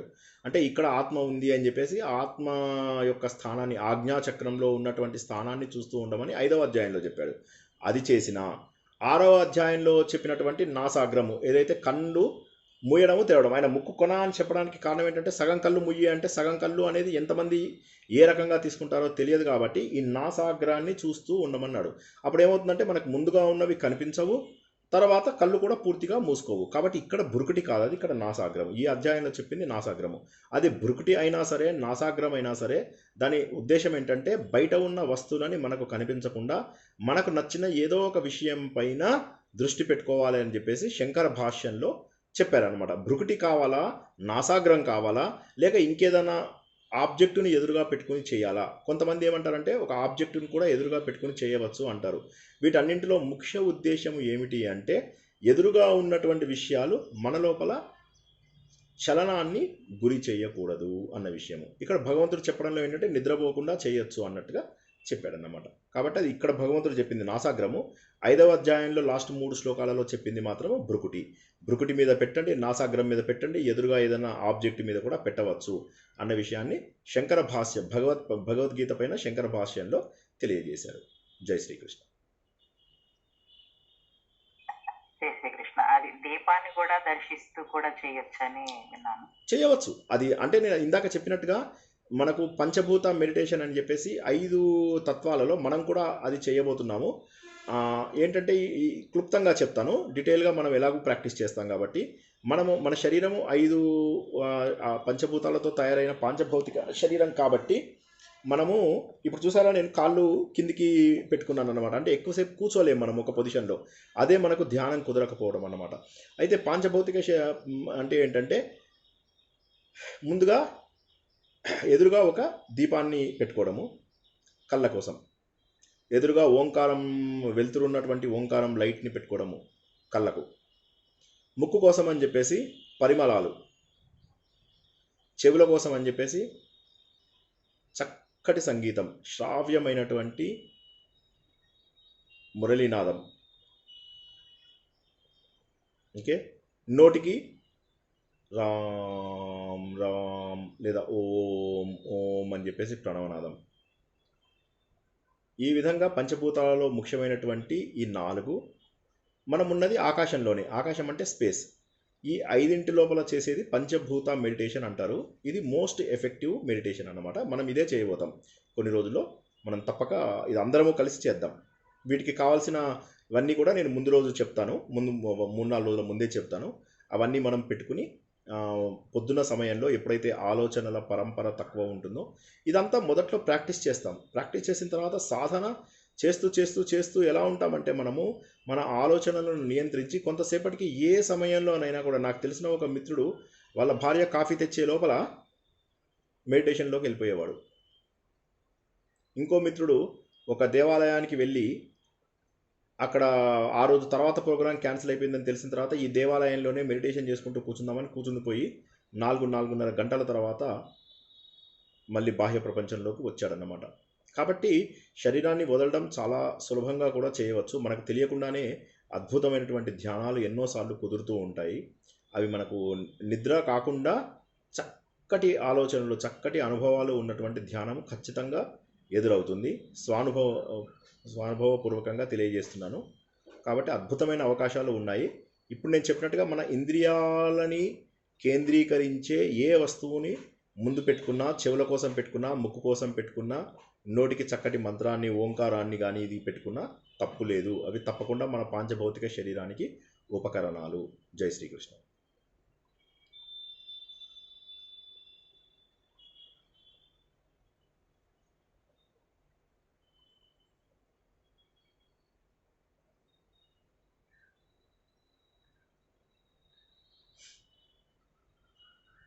ఇంకేమైనా ప్రశ్నలు ఉంటే అడగండి. ఇంకొక నిమిషం చూసేసి ఈరోజు ముగించుకుందాము. మళ్ళీ సోమవారం నాడు ఇదే సమయానికి భాగవతము కోసం అందరము కలుద్దాము. భాగవత మహాత్మ్యము, భాగవతమే ఎందుకు, పురాణాలు చదవాల్సిన అవసరం ఉందా, ఎప్పుడైతే జ్ఞానకాండ అయినటువంటి గొప్ప ప్రకరణ గ్రంథం అయినటువంటి భగవద్గీతను తెలుసుకుంటున్నప్పుడు భాగవతము తెలుసుకోవాల్సిన అవసరం ఏమిటి, పురాణాల అవసరం ఉందా, మనకు మానవాళికి పురాణాల అవసరం ఎంత ఉంది, ఇవన్నీ చదవడం వల్ల ఏమి మనకు లాభము, నిజంగా లాభం జరుగుతుందా, అంటే ఫలశ్రుతి ఉంటుందా నిజంగానే ఖచ్చితంగా.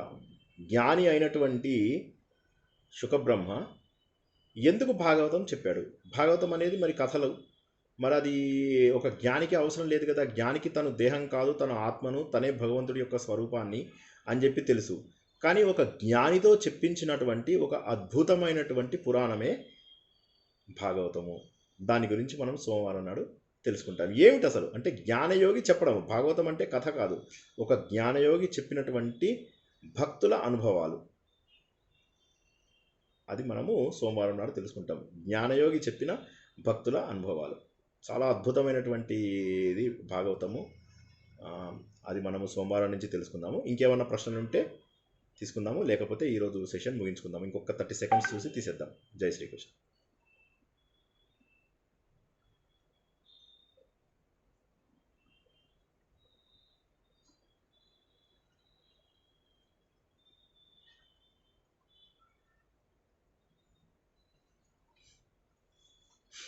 మరోసారి మీ శ్రద్ధాశక్తులన్నింటికీ ఇలాగే కొనసాగాలని భగవంతుణ్ణి ప్రార్థిస్తూ ఈరోజు చెప్పినటువంటి అధ్యాయాన్ని ఇంకా కాస్త జాగ్రత్తగా, ఎందుకంటే మనము ఈ ఒక్క అధ్యాయము అయిపోయిందంటే 7వ అధ్యాయం నుంచి సూపర్ ఫాస్ట్ దీంట్లో వెళ్ళిపోతాం. వారానికి ఒక అధ్యాయం అయిపోతుంది.